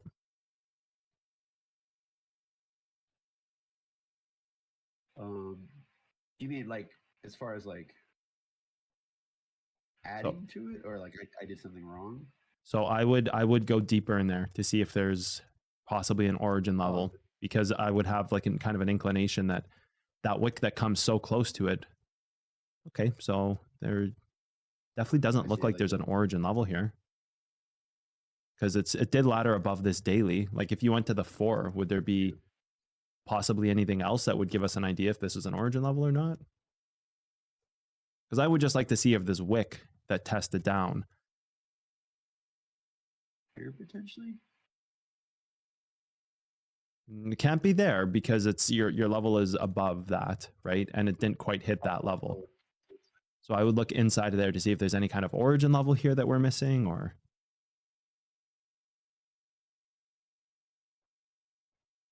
yep, because it can't be the one previous to that, right? Because it's below it, yeah. Yeah, because it's laddering actually, and this is what could potentially be the first origin level, because this is the first time you've had a level hit. So I would just like to see if. Sorry, go ahead. Like laddering from here, and then it's creating the origin here. Like I don't think it hits that level, does it? That 4 hour. This one, no. The break, like the one to the left there, I don't think anything hits that, does it? No, it doesn't look like it. Yeah. So this is the very first level. Like you could go to the hourly here, but I don't know. I think I like the 4 hour here better. I don't know if you're going to find anything on the hourly. So I like this instead of your purple level. But you can check the hourly here. If you want, you can. There might be an hourly. You do definitely maybe. I think it would be a good idea to check. I don't think there's going to be anything, but I think we should check just to make sure. Yeah. I would just be looking to the left more. The only thing maybe that one to the further left, maybe there's a 15-minute even in there somewhere. Somewhere like. I would say in that one that creates that range test, maybe you could try to look in there.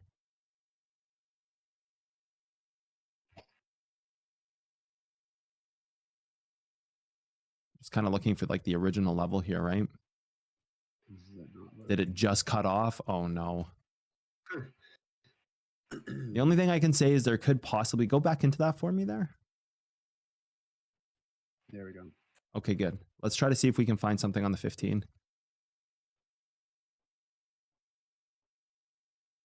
Like I'd like to see if there's something on the left side of the chart there that creates that very first test. Yeah, in there. Like if you were to mark. It all gets hard closed. Yeah, those get hard closed. That one doesn't. So that would be kind of your final possibility. So mark that 15-minute level. Let me see if it's touched. Yeah. Which it looks like it doesn't. No. So there's nothing there. There's a 15 there, actually. Go back. So, but that 15, you see the problem with that. So mark both those levels and let's delete that one below it.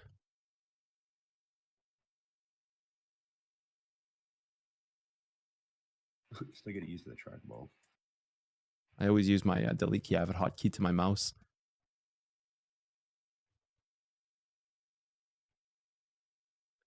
So now go to your hourly and let's see which one is in existence first here. It looks like your hourly is created first, but what's tested first?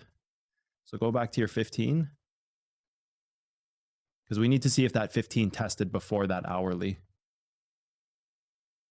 Because they're both testing there. So now we need to go back and see like, okay, was there like a rejection? And so it's all tested all at once. So it's the hourly. Yeah, it's the hourly here.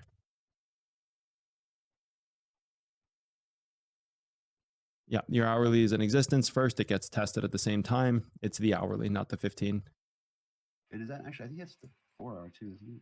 That's the same one. So it's a 4 hour. Yep. So you just leave the 4 hour. That's fine. You just leave the 4 hour. So you just want to always make sure that like when you're marking these break levels, especially this one where it's so muddled like that, and there's so much happening in that candle, like you could just go back to your daily here and you can see how much is actually happening. Like there's already kind of this hint that something is testing an origin level there. Like you can see it, right? There's already kind of like this hint that something is testing an origin level. So that was pretty important. And you can delete that 15 because we know it's the 4. Right. So this was important in the moment because it was telling us whether it was trying to hit the hard close again or not, right? Like right. The 4 hour here, I don't think it's like I would keep it over. This was a weekly candle that you put, or this was a daily, I believe. The break? Yeah. Yeah, it's a weekly. Yeah, so this is where you want to have both of those levels. Like if you think back to last week's session where you're saying, okay, it could hard close the 4 hour, but stay above the weekly. It could kind of do this like little trickery. I think this is where it's smart to have both of these levels so that you have, because one's going to be a breakout level and the other one's just going to be something that could possibly hold below it, right? So I think this is really where you need to see both things confirm here and not get tricked by, hey, we're hard closing, you know, the 4 hour time frame. The weekly is a pretty big time frame here. So I think I would like to see both levels just stay on the chart. And then, so that's because it's so polarized too, right? Because like when you know it's that important of a moment, it's going to be like trying to almost trick you in a way. What I would look for, yeah. And what I would look for here is, so your hard close at 48,818. I would look for that. Like in the moment when this trade is unfolding, you're going to be able to see, okay, do you hard close under that 48,818 and then it just dumps down but it refuses to close? Because that's going to be a kind of scenario where you hard close this 4 hour, it dumps down, but then you have to see like, is it dumping on a Saturday evening and you're just 1 day away from closing out this weekly and it's not looking good? Or are you on a Tuesday afternoon? It's like, well, it doesn't matter because we've got 6 more days here anyways before the weekly closes, or 5 more days or whatever. So I think that's where you're going to get pinned into a moment or poised with a moment where you might be hard closing the 4 hour here. And it might take a bigger move down, but have a lot of time left so it can stabilize. Alternatively, like I said, you could hard close that 4 hour on a Sunday morning. And it's like you're very close to opening a hard close on the weekly the next week. So you can get into some like different kind of scenarios there where, you know, you can justify lower buys that make sense. Very interesting. Yeah, that makes sense. It clarifies a little bit of what you were talking about last time too, because that was kind of deep. Yeah, and that's like really important here, because like finding that origin level, like it kind of controls what's going to attempt to break this move out, and breaking out this move on a Sunday versus a Tuesday is like two completely different things, just by kind of common sense that, hey, like it has to dump and continue dumping for 5 more days, which means that it may just continue to dump, right? Versus stabilizing because it's happening on a Sunday morning. And then it's like, oh, it dumped, but it's starting to stabilize. Well, then it's going to create a weekly hold level. Like that's just like the perfect scenario. Yeah. Okay. I would be more inclined, like the TLDR, I would be more inclined to take along the faster it is to closing that level. Because I would think that if this is closing, hard closing on like a Tuesday, this is just going to, over the course of the week, continue to break this move down. And it's going to be one of those candles where it's like, oh, it already happened. So like it just bled right through it. And you're going to see the smaller time frame breaks. If it happened on a Sunday, I would be more likely to take along, because I would say, well, it doesn't have that much time before it can dump, before it can create a new candle to stabilize. So if it was happening on a Sunday like that, I would be more inclined to take along as a louder point than if it was happening on a Tuesday. On a Tuesday, it could just be this thing where it dumps for the rest of the week before it, you know. So like on a Tuesday, it could go all the way down to 35,000 and then come back over top of that level, right? Because the weekly didn't really close out, therefore then creating something completely different. So. Right. It's wherever the bottom of that weekly is. Mm-hmm. Okay, cool. So then, as far as moving in, then I would just go to the daily here. So like if I'm thinking in terms of like, when is this? So this is likely to happen, right? Either way, like if it were to go up, it's going to come down here and retest this probably, right? Like, I guess my like question is, or something I have trouble with is like, when is this possibility like out of the question? I guess that would just be like if it has a, like you would have to get above this weekly level, right? Like you would have to close an accumulation candle and then get above this to create a weekly hold level before this is just like, that would be ideal. you could Like, say like we already failed to close this. Create a weekly hold here would be ideal. I think you've got a lot to do here. I think this is more looking like it's trying to break down, but yeah, like, right, yeah, right, yeah. You like, you've just created a range. So like, you know, if you're asking what would be the thing to look at here? Yeah. Yeah. It looks like it's starting to like cycle up a little bit. I would be looking at that range. Like it's continuously holding this range that it had created. So that range that we had worked with Coco, like let's work off of that, right? So that range, like it's trying to hold now. So it's already broken way below it once. It's already trying to create some kind of range. Like I would almost wonder if you zoom out a bit for me for a second.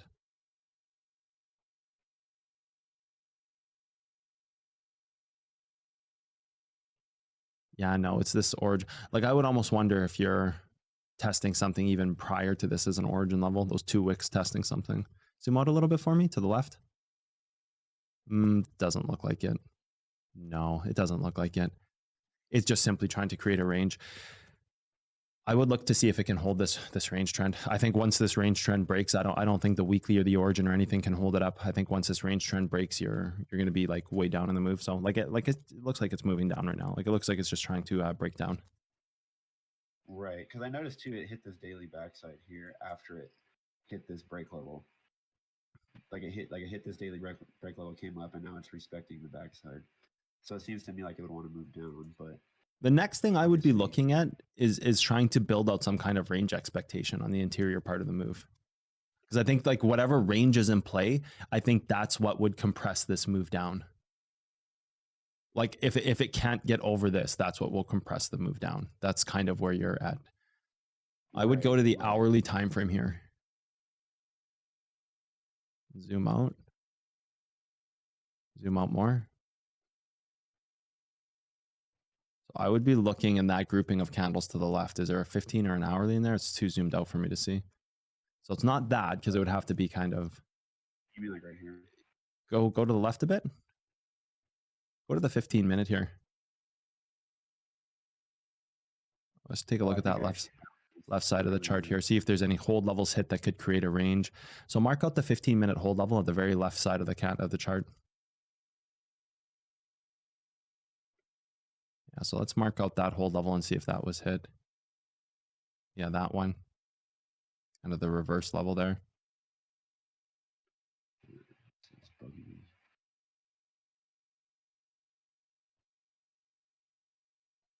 Let's move forward and see if this was hit. Because this is how I'd kind of want to start to see if there's a range here. Okay, so it is hit. Not Zoom in a laughing. bit for me. It is hit, but the problem is that there's no range created after.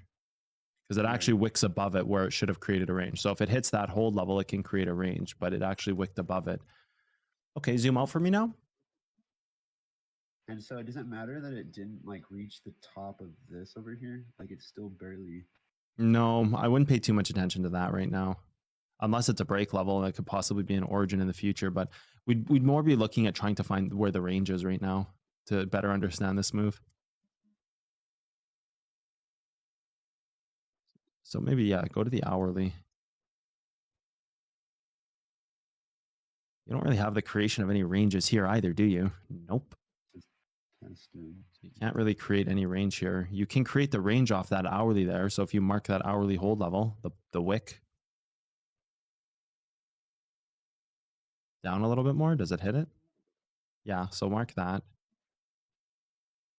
Did this other wick get divin Does that on? count as a test right there? It would count as a test of the range, the backside of that range. Maybe not the Yeah. front side, but that's fine. So Oh, did we, it'd be like a 50. my question would be now, have we, if you zoom out on the chart, have we come close to this wick again? No, we haven't. So you can't really create a range here either. What you could do is you could create just the wick of the candle, the top of the candle to the top. You could just work time frame down now. So you could just go daily down. Okay. I think you did have the daily trend here. Yeah, daily down. That's all you can do, which is perfectly there on your screen. That's all you can do for this. There's no ranges or anything else to be created here. So I guess I kind of came to that conclusion, but I didn't think of it in the way you were. So that's helpful. Like I didn't know why I would be using this. I guess, Yeah. But I was kind of just intuitively, it just made sense to me. Go back to the 4 hour for a second. Mark that 4 hour hold for me. Talking about this one? So that's laddered the move. Yeah. The next part would be the next one. So just follow the trail for me. Go to the right and follow the trail. Keep going. Okay, so go back to that previous hold level. Yeah, that one's. So this was never hit. After this was never, there's no other levels hit here. So you could I'll mark this so I can see it. You could create like a small trend here on the 4 hour, but I think it would be superseded by the daily. Like it would be like here to here. It would be the candle that tested to the next candle. Oh, like right there. Yeah, that would be the first part of it, and then you would adapt it to find the actual point that where. makes sense. Yeah. It's right there too. So like it's tested that. It's pretty interior, but at least it gives you something to Right. guide your trade. Hover over the next 4 hour. Let's see if it got tested, because it actually looks, now that I'm looking at it, it looks like it was tested. Continue, move your 4 hour level that you have, or just, yeah, add a new one. Yeah, that one did get tested, so you can't even use this one. Okay. What about the next one? Did the next one get tested? Not really. So you would actually be using that candle to the right, top of that one. But that tests too. No, you have no ranges here. They all test. No, there's no ranges here. So no, you just delete that trend. The daily is all you have. Okay. Yep. So just That's delete that cool. trend.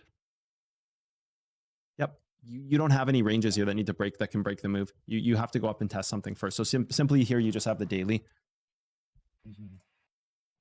And so you wouldn't refine this trend at all, just because of the way the architecture is. You looking for, and I guess you would just go down and see if there's hard closes, right? And then you can adapt it if you want. Yeah, I wouldn't be refining this trend too much. I think it's a little too premature in the trade. It's more. I like mean, you wait to see what. You're not use this as like this trend. You would never take a trade on anyway. So even if you did want to refine it, I don't really know what you'd gain out of that. Mm-hmm. Like I don't see where you could justify a trade based on this trend regardless. So you have the daily break, which can possibly go and test something much higher, but I don't know if you'd be entering this here. Like this just not feels very unsafe. Like I would rather be entering the break level that could possibly create the range. You mean this daily? Yeah, like I'd be looking to enter more there or finding the origin level, something like that. Like there, I don't really know what the trend gives you here in terms of trade entry. Like what entry would this trend give you? You know what I mean? Like I don't really, like it's fine to have on your screen. And once it breaks, I'm sure it's going to have a move up, but I just don't see where the smart entry would be based on that trend. I would see more like hold levels here being smarter. Okay.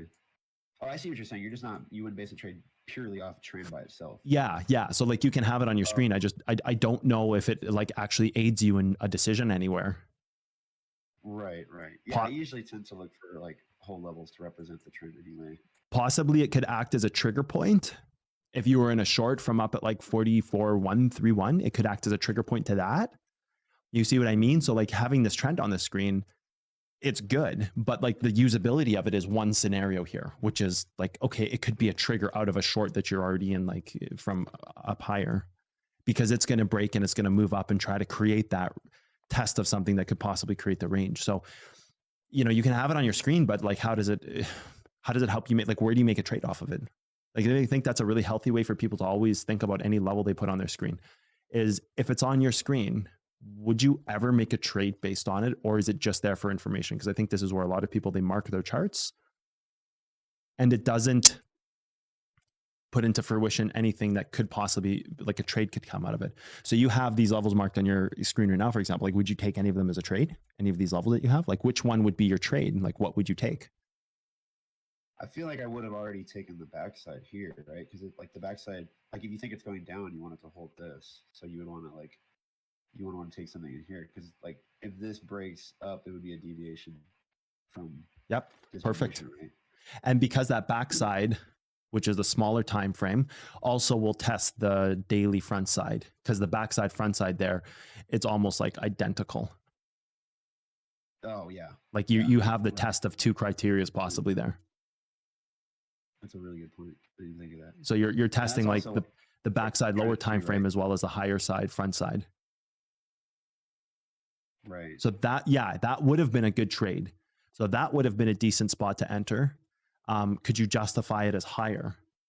So if you mark that for me, mark that where you say the backside is there. Yep. Now go and look at the lower time frames. Like, is there a 4 hour there? There is actually. There was a 4 hour, was perfect. If you go back to it. Oh. Yeah. So the 4 hour backside is right to the right a little bit. The 4 hour. Right there. Yep. You were just hovered over it. It's right in the middle of your. Nope. Go back a little bit. Right there. Yep. 4 hour backside. Oh. So now you have like, okay, you're testing the daily front, you're testing the 4 hour back. Now go to your daily time frame and see what it looks like.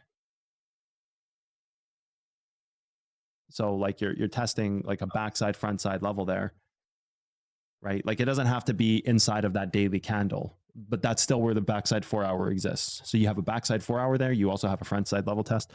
It could definitely go deeper in the range here, but you're right. That would have been a good entry because you can justify where, and you can see this because you have like where you originally said the daily backside, like it's also the daily front side. So you're already testing the daily anyways. And can you now start looking like the only thing I might do now is go to my hourly chart and try to work from that 4 hour range to see if there's a point in these hourly charts where it also tests like, go to your hourly and go to where you marked your 4 and start looking inside of that to see if there's like an hourly point that makes more sense too as well. So you have an hourly backside there as well. So you can mark that. So that tests like you're like, okay, everything is testing. Your daily's being tested, your 4 hours being tested, your 1 hour is being tested. You could possibly go to a 15 even and see if there's something now inside of that 1 hour. Right? Because all you're doing is trying to find like a greedier entry off that daily level. So like, it's not going to stop directly at that daily level, but so work forward from where you were. Yeah, you've got right there, but that's already tested. Like you can put it and you'll see where it breaks down below that. So you can see how it like breaks down below. I wouldn't even use that. It's just too, it's not like, because then you could move forward in the move. Like you could actually take that 15 minute and actually just move forward. Yeah, exactly. I think you just about had it right on the nose. Move forward. Where would you put it now if you were to move forward? Let me see the. Nope, go back a little bit in between where you were and where you just were. Stop. You went too far. Oh.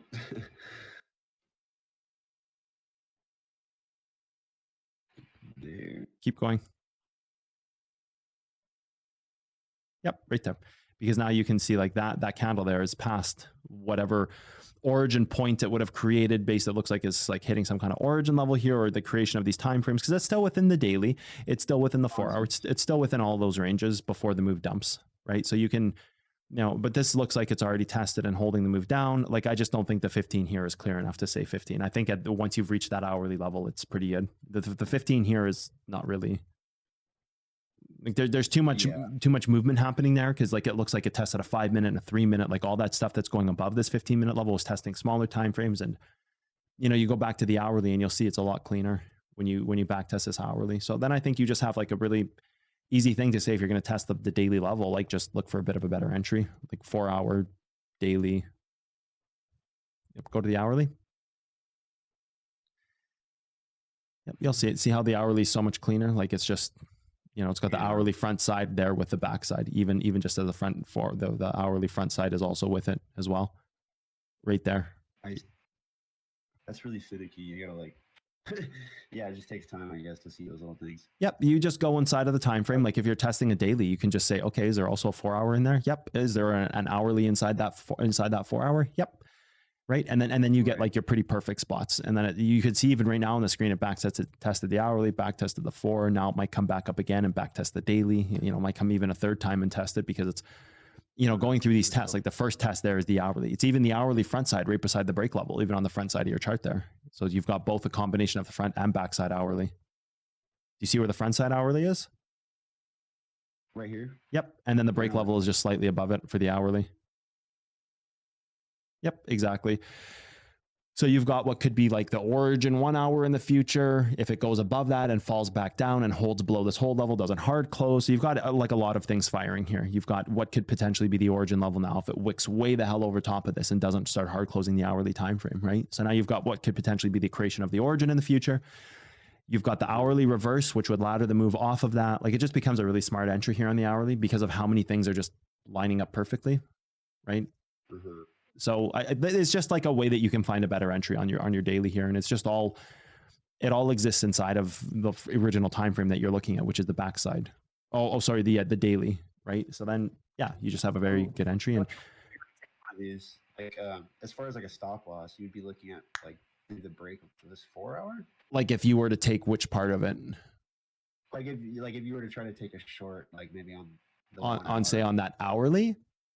Yeah.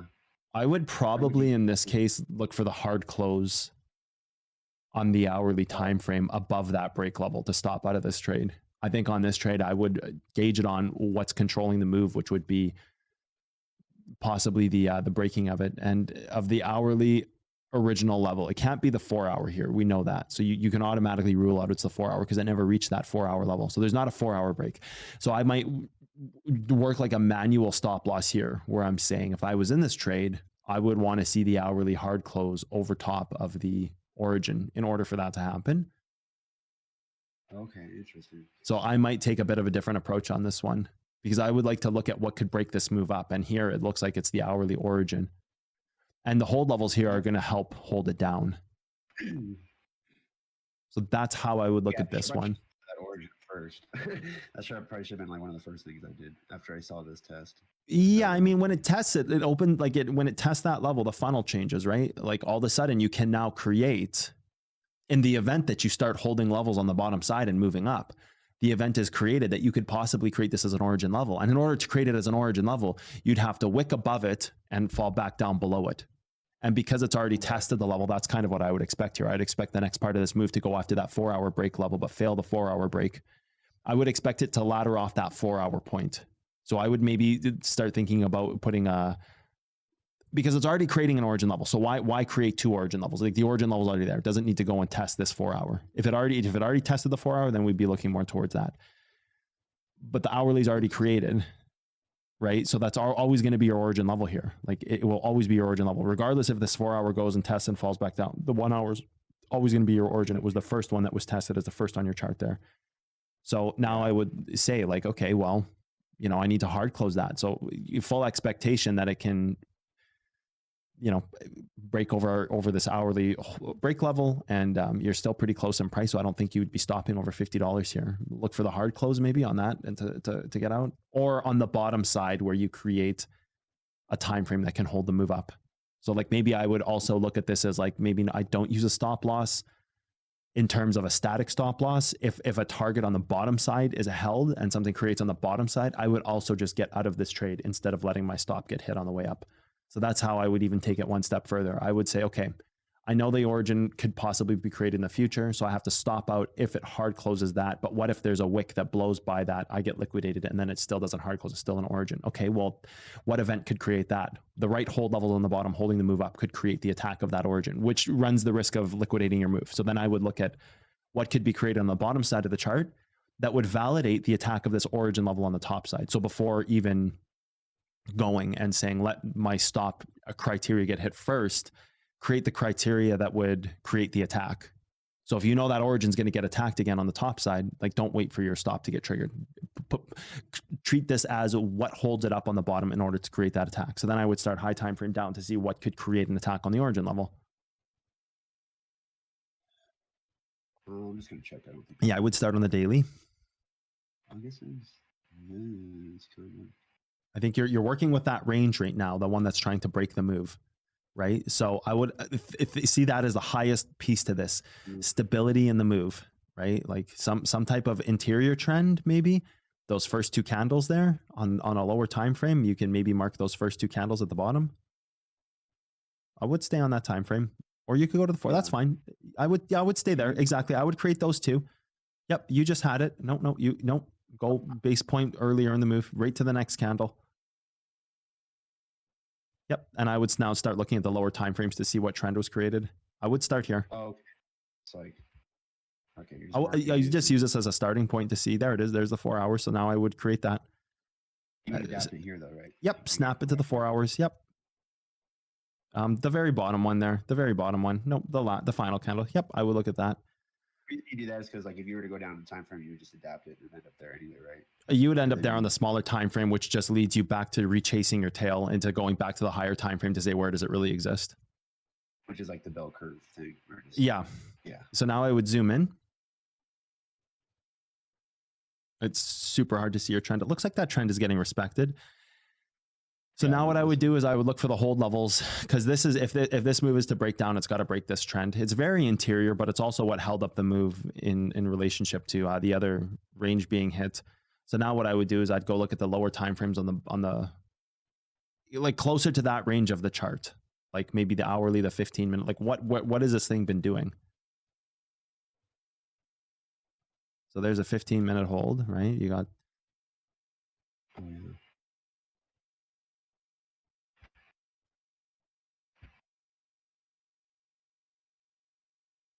I think I actually looked, and I think there is I checked this before. There's a hold up one here.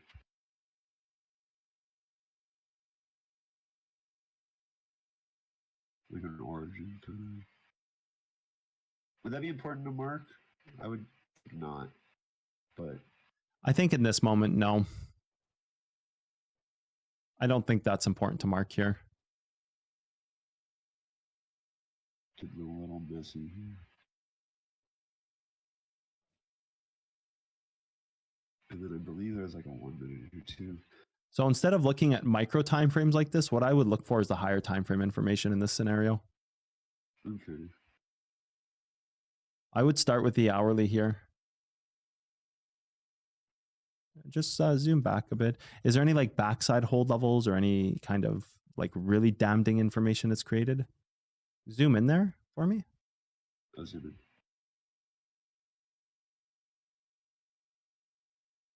So it never tested this level, and above it, it has kind of a floating hold level there, right there. And it does test that level. So I would maybe create a range there, right? Like, you know how we talked about that and that hit that floating level. There's no reason to think now that the next hold level, like if you mark the next hold level, I bet you it doesn't hold. Like just mark that next one on your screen. Oh, this one. Yep. See how it doesn't hold? Exact same thing we talked about earlier when you're deciding. Like that wouldn't have been a good hold level to buy because like, look, it just breaks right through it, right? So it just breaks right through it. So now what I would do is I would create. Would that be like a range? Your screen is fuzzy, so it's hard to see. Sorry.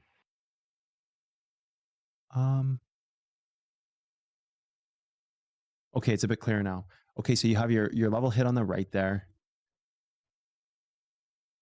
This would be more of, yeah, it would be, but it would be more of like a bit of an exterior range. I would use the lower range at this point. I would use that wick of that next candle on a time frame down, like the 15-minute of that one. The 15-minute on here. Yeah, I would use that. It's a little more advanced than we talked about today, but that's okay. But just for your example here. Sorry, it's really laggy right now. Yeah, it's okay. TradingView does it all the time. So I would use this. Like here to here or here to here? I would use that one you're on now. The red candle to the bottom of the move that's off of your screen. Oh. To that one right there that you just introduced on your screen.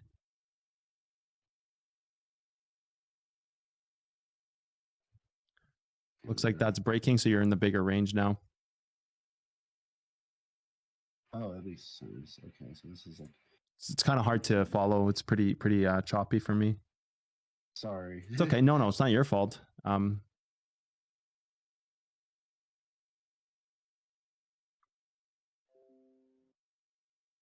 So I'd go back to the hourly now. Yeah. Because it's not a 15, so we know that. So I'd go back to that hourly.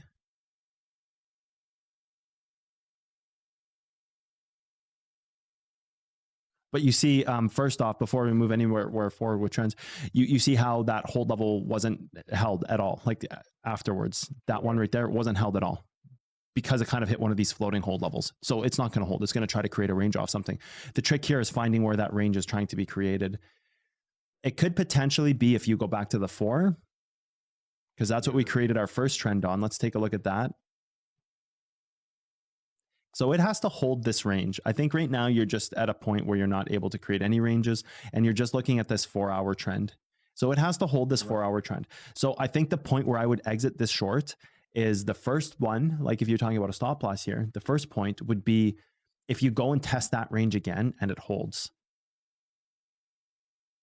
Do you know what I mean? When you say it, does that mean like you're saying it breaks the trend that took it there? Like, what do you mean by it holds? Like, when do you know that? So that trend that you created, if it tests it and it keeps moving above it, like say it tests down at like 4,000, 40,100, for example.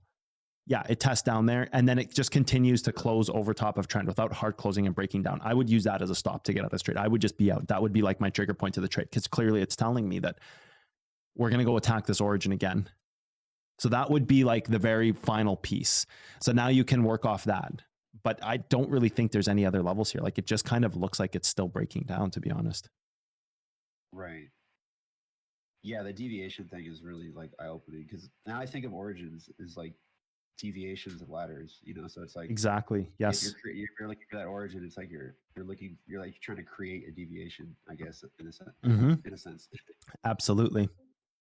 So you're moving above this trend. Move down in time frame again. Did we miss anything? Let's go down in time frame. Go to the hourly. Scroll back.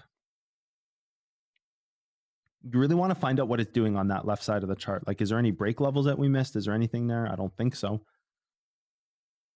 What about that break level on the hourly? Is that an origin possibly?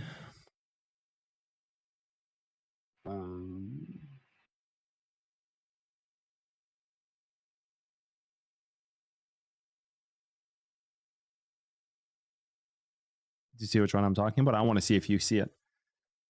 Yep, that's the one. You just had it. one right here, but Yep, that's the one. Go to it. this. Confirm there's nothing on the bigger time frame. So just go back to the 4 real quick. I don't think there was, but I just want to make sure we didn't miss anything. There's not. So just the same way that this is the origin on that side, this is the origin on that side. Yep. Like the same idea. Yep. Let's see if it broke this. It did hard close it somewhere. So it did try to break that origin and it failed the break of that origin. What is that red line that we have? What is that from? Which one? The one that I just tested. That's that 4-hour trend, isn't it? No, that's the one you just created. Okay, so it broke the origin and it failed to break the origin. So then what would be next in this? So it's going to move back up because it failed to break its origin, right? Like it broke the origin and it's not moving. So now you have to go higher time frame again. We're missing something on this chart. When you say break, you just mean like the hard close. It hard closed. Yep, it hard closed it right down there. Oh wait, where? I The just see hard close. That's fine. Oh no, your screen. It was okay. Never mind. I thought because it's a little laggy for me. It looks like it's like pixelated. It looks like it broke a move. It never broke the move. So we didn't miss anything. So this is it. So that would be the point where you'd get out of the trade, where it's failing to break its move. Right. So that would act as a trigger. Okay. So maybe like a target for even if you just wanted to be safe and get out could be like this whole level or something. I think once you start to break that level down and it's not breaking down and it continues to like refuse to hard close that hourly candle, that's if it continues to refuse to hard close the hourly origin and it's underneath it, like it's going to just slingshot back up, right? Right. It's like it's the same thing with deviation. It has an expected result, and if it doesn't, instantly snaps the other way. Right. Okay. So if these are really polarized, could that potentially be like you would expect this to kind of bounce around here for longer because both sides are so polarized? I would go back to looking at the bigger information. So go to your 4. Yeah, it's pretty polarized. Like now you can see the whole chart. Zoom in a little bit. So slow. Yeah, no, it's okay. It takes a minute for mine to load too. Anyways, like I'm looking at it right now, and then it takes a second to clear once you stop moving your screen. So what we know is that it hit the hourly origin, refused to close it, so it's bouncing straight back up, hitting the daily, closing below the daily, created a 4-hour level, and now is holding its 4-hour level, closing above a new 4-hour level. So Also this after it broke this. I don't know, kind of looks like it's stabilizing a bit. But I think it's still moving down. But for now, anyways, like if you were in that daily trade, I think when you failed to hard close out on the bottom, I think you could use that as a target to get out. As a stop loss on the top side, if you were in this trade, you should have been out unless you're sitting here holding. Now you're trying to think of where you should stop out on the top. I think at this point, I feel like I probably like I don't know. I feel like I probably would have used that 4-hour break in the moment. Like if I was trying to short, like if I was trying to take this. But thing about Bitcoin right now is it's pretty close to the bottom of its move. So if it continues to break down, like it's going to be a huge dump, like huge, like it's going to be pretty wild. Like Bitcoin's going to go for a bit of a ride here. So, you have to keep that in mind that it's going to try to hold on to this for its dear life, but it's still breaking down right now. Like it really has to stabilize the larger time frame. So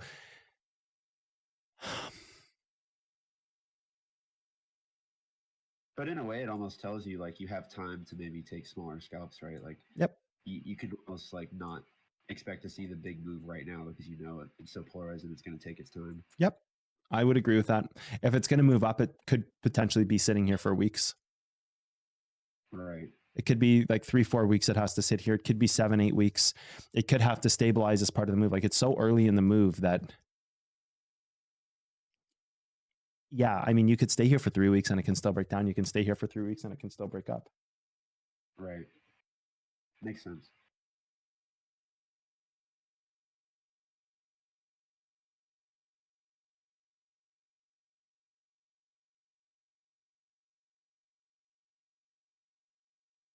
So if I was going to take a trade right now, this is the thing I always have trouble with is like, sometimes if it's in a point where it looks equal on both sides, it's like, well, how do I use meta to like determine something right now? I guess I just keep going down further until I.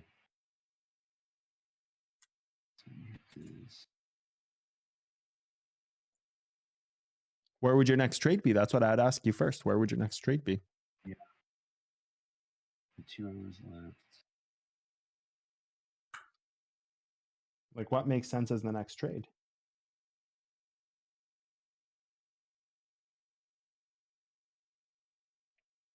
It was like stuck between these two daily levels too. So I mean, start 6 hours all the time though.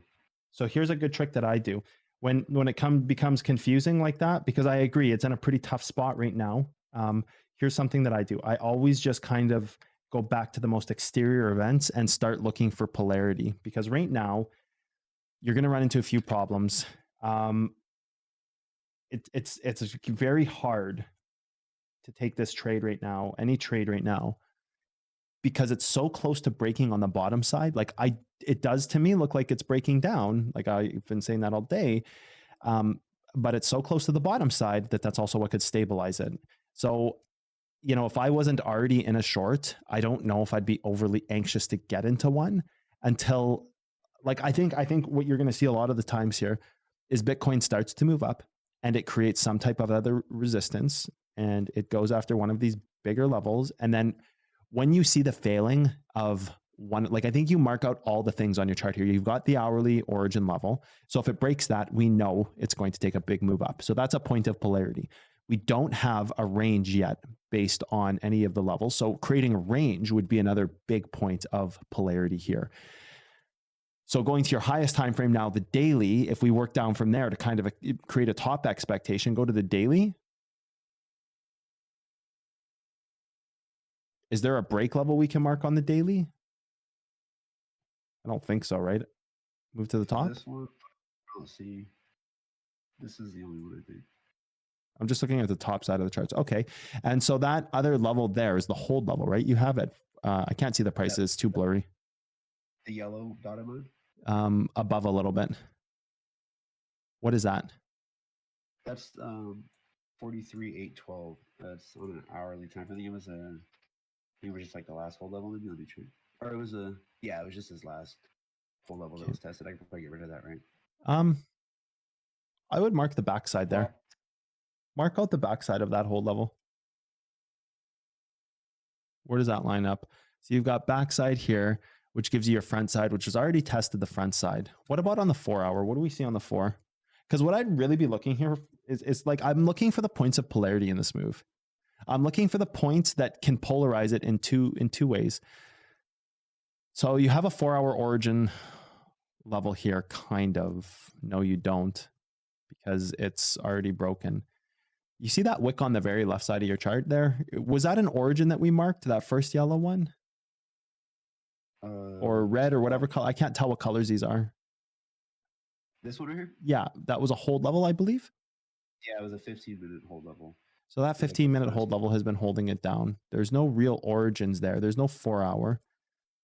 Maybe I would look to create that as a 4 hour origin. So I would look to see what could test above that, but below, but still like keep within inside of its move. So now I would be looking at two things, the 1 hour origin and the 4 hour origin. And the reason I'm looking at origins right now is because the move is so early in the development. I think it needs to create a point that it can break out this move. So that point can either be a hold level that's on our chart that's obvious, or what could possibly be an origin level in the future that's not so obvious. So I think if you were to come up to this level here at 43, it looks like 998. I'm not sure what that says, but anyways, if you were to come up to this level, go slightly above it and then break down below it, you could possibly create an origin level for the future. So I think this would be a good spot to start looking at, okay, if Bitcoin stabilizes, what is going to stop it from moving up? Creating an origin level, because that will create the breakout point in the future. We talked about how this thing could sit here and hold for the next 3 or 4 weeks, right? And it's like, oh yeah, this thing could just linger around here for 4 weeks. I think this is the kind of scenario where that happens, where you go and you create an origin level off of something that's on your chart already. And you've got the hourly there, which obviously if it hits the hourly origin level down much lower that we marked out at 42, whatever that is, I think if you start to reject that range, you're deviating away from the fact that it's creating something that could give you a range. So I think if you hit that origin level over and over and over, you're looking more of like this thing is going to dump. If you create the origin level up top, I think you're looking at, okay, this can create a range. And if that range breaks, then Bitcoin can cycle up and move. So you're kind of having to step forward a little bit to a few steps here because this is so fresh in its move relative to how big of the dump that's going to come after. Like it's right at the bottom of its range. It's right at the bottom of trends. It's fighting to break them. It still looks like it's moving down. So if I was to take a short, those are the areas I would look to take them. So the hourly origin is already kind of hitting, and you can allow that hourly origin to break and maybe even break above the 4 hour here. So maybe you could just go above that 4 hour level, right? And then let it fall back down. So maybe above that 4 hour, sorry, the one by the hourly, that one. Yeah. That could be another candidate to hit the hourly origin here, which is still in play. I believe you can go test that and slightly above it.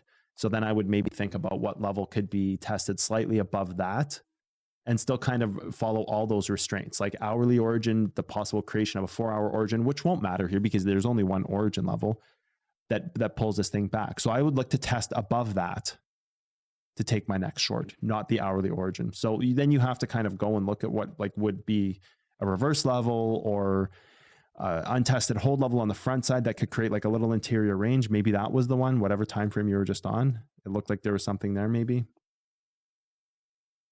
that daily level there, the front side of the daily, mark that. Nope, the one above it. You're above it, yeah. Now maybe there's something in between those levels. You could also be creating the daily origin here as well by hitting the daily break. But if you hit that daily break and create an origin, I think now instead of saying 3 or 4 weeks, so you know the break level on the daily, the solid blue one, if you hit that, instead of saying 3 or 4 weeks, you're now saying 8 or 9 weeks because it's going to take a lot longer to develop, maybe even 12 weeks. This, if you hit this, then it's like, oh, the funnel just changed, right? Which makes complete sense. Like if it just hit a daily level, it's going to have to come back down and then go back up over top of that and then come back down in just in even order to create a breakout moment. Dang, so that's interesting. Like if it went up higher, it would actually be an indicator that it was taking less time to do it. Well, I guess that makes sense because yeah, like depending on the level that hits it, it changes the funnel, right? Like that's really the important thing to take away from this is like, look at the possibilities for shorts and then whichever one is hit, that changes your funnel. So you have to make a decision here, whether you think it's going to hit like, and even right now you could say, oh, we're closing under the daily, you know, like I said, it looks like it's moving down just for the simple fact that like, look at the daily hold level. It's still, you know, give this thing another 7 or 8 hours of not being able to move up. And you just created a, you know, a moment that might dump the charts. So you have to kind of balance all these things against each other, what range it's in now, and then look for that 4 hour level, what could kind of test above it and below it and still follow that hourly hold level. So instead of trying to decide right now, like, oh, should I be taking a long to go up? Should I be taking a short to go down? This is one of those moments that I might just stand back and maybe just scalp some smaller time frames and open a position with a bit more of a larger intent once you get to more of these kind of critical injunctions. yeah. This is one of those moments where acting in haste will really get you in trouble. And so when that happens, then I just look at small time frame scalps and I just do like quick 5 or 10 minute trades. I'm not looking to sit here and hold a position just because of the possibilities up on the top side. So that longs don't make sense because they're just going to hit a roadblock here no matter which way they go. Unless this thing just completely snaps everything, which is highly unlikely. It would have probably happened already. So longs don't make sense and neither do shorts unless they're scalps. So this is a moment where I just slow down, you know, look at these possibilities and then do that. No, that helps because sometimes I see that and I feel that way, but I'm unsure if I'm just like, am I missing something? Am I not seeing something? But sometimes it's just what the chart gives you. I think it's pretty important to look at the chart sometimes. And I think sometimes we get boxed into this idea that like you're looking for a trade. Okay. And you're just sitting there saying what makes sense right now to long or short. Well, of course, short if it's going down, of course, long if it's going up, but it's in such a difficult spot right now that it makes more sense to step back and just say, this is too risky on either side because there's not really any good swing trades here to be made because the roadblocks that are on both sides of the chart. So why don't I just scalp and forget about this and then reassess the swing trade once it comes to some of these more critical injection points and I can see what's actually doing? Like, is it rejecting this hourly constantly? Do you have 3 or 4 15-minute candles that attack this hourly and are rejecting and it's still close to that price? That would be a great short. It's rejecting the level, but it hasn't moved down yet. You know, you kind of have to let it unfold a little bit here and look more towards scalping in this type of moment, because it feels so hard right now to, everything is past. Like, if it holds the origin level down on that hourly and it continues to hold here today, that'd be a great point to enter. If it goes down to the trend below at 41,000 and just continues to hold that and refuses to break down, that would be another great spot to enter, but it's right in between both of them right now. And it might be like that until tonight. Bitcoin is stuck between, it's still breaking down and it's trying to stabilize, which equals a lot of like this in-between movement, which is a good time for scalpers because you're not going to miss like a big, huge swing trade.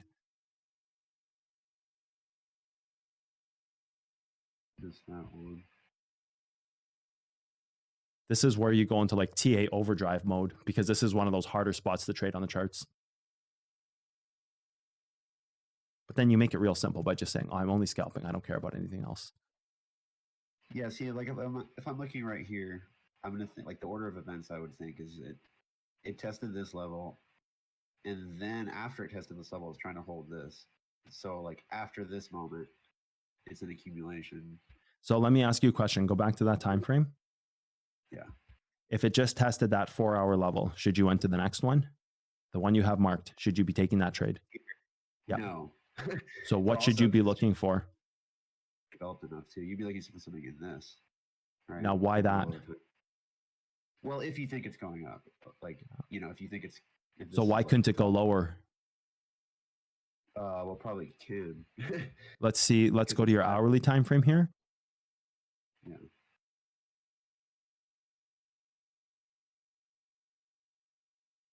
Yeah, like in here, because then it would be. I think you should back up a bit there on your hourly time frame to see if it had just bounced off an hourly previously. So if you zoom back here, did those candles, did they bounce off an hourly? The bottom of those ones there at 41? Like what back to that. Did they bounce off an hourly? So those tested, what did that test? It looks like maybe something on a smaller time frame. So it tested a smaller time frame break. Yeah, see, this is really tough to trade because there's no clear information. I mean, 15-minute break or something in here. So that's one green candle, right? Like that's not okay. Go down to the 15. Like find what was tested here. Okay. Then I'm gonna mark these.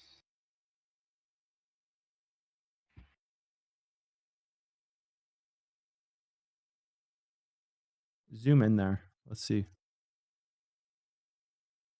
Look at this hold. So it's testing that hold level. And that hold level had already tested something previously. And that hold is tested. And that hold is tested. So now you're really looking to build a range off of this. So you're just laddering hold. So go forward in the move now.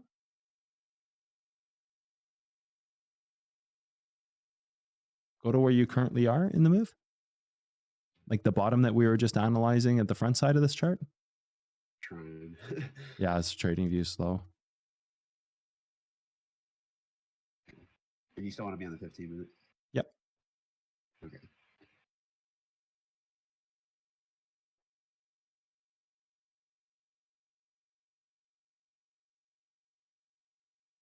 I would look to test above that break level to the right. This one, right? Yeah. I would look to test above that to create a local range. So, okay. Not the hold level, but the break level. So go to the break of the move there on the right. Yep, right there. I'd look to test slightly above that.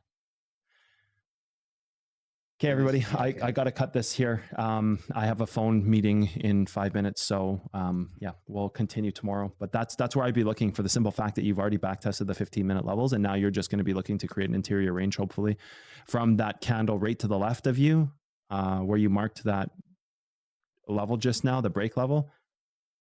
move that candle one to the left. Not that one, yep, that one there. And I'd be looking to create a range from here to the next test, which would be just slightly above the break. So you can delete that one. Okay, that's it for me today. I will catch you guys tomorrow at 7 a.m.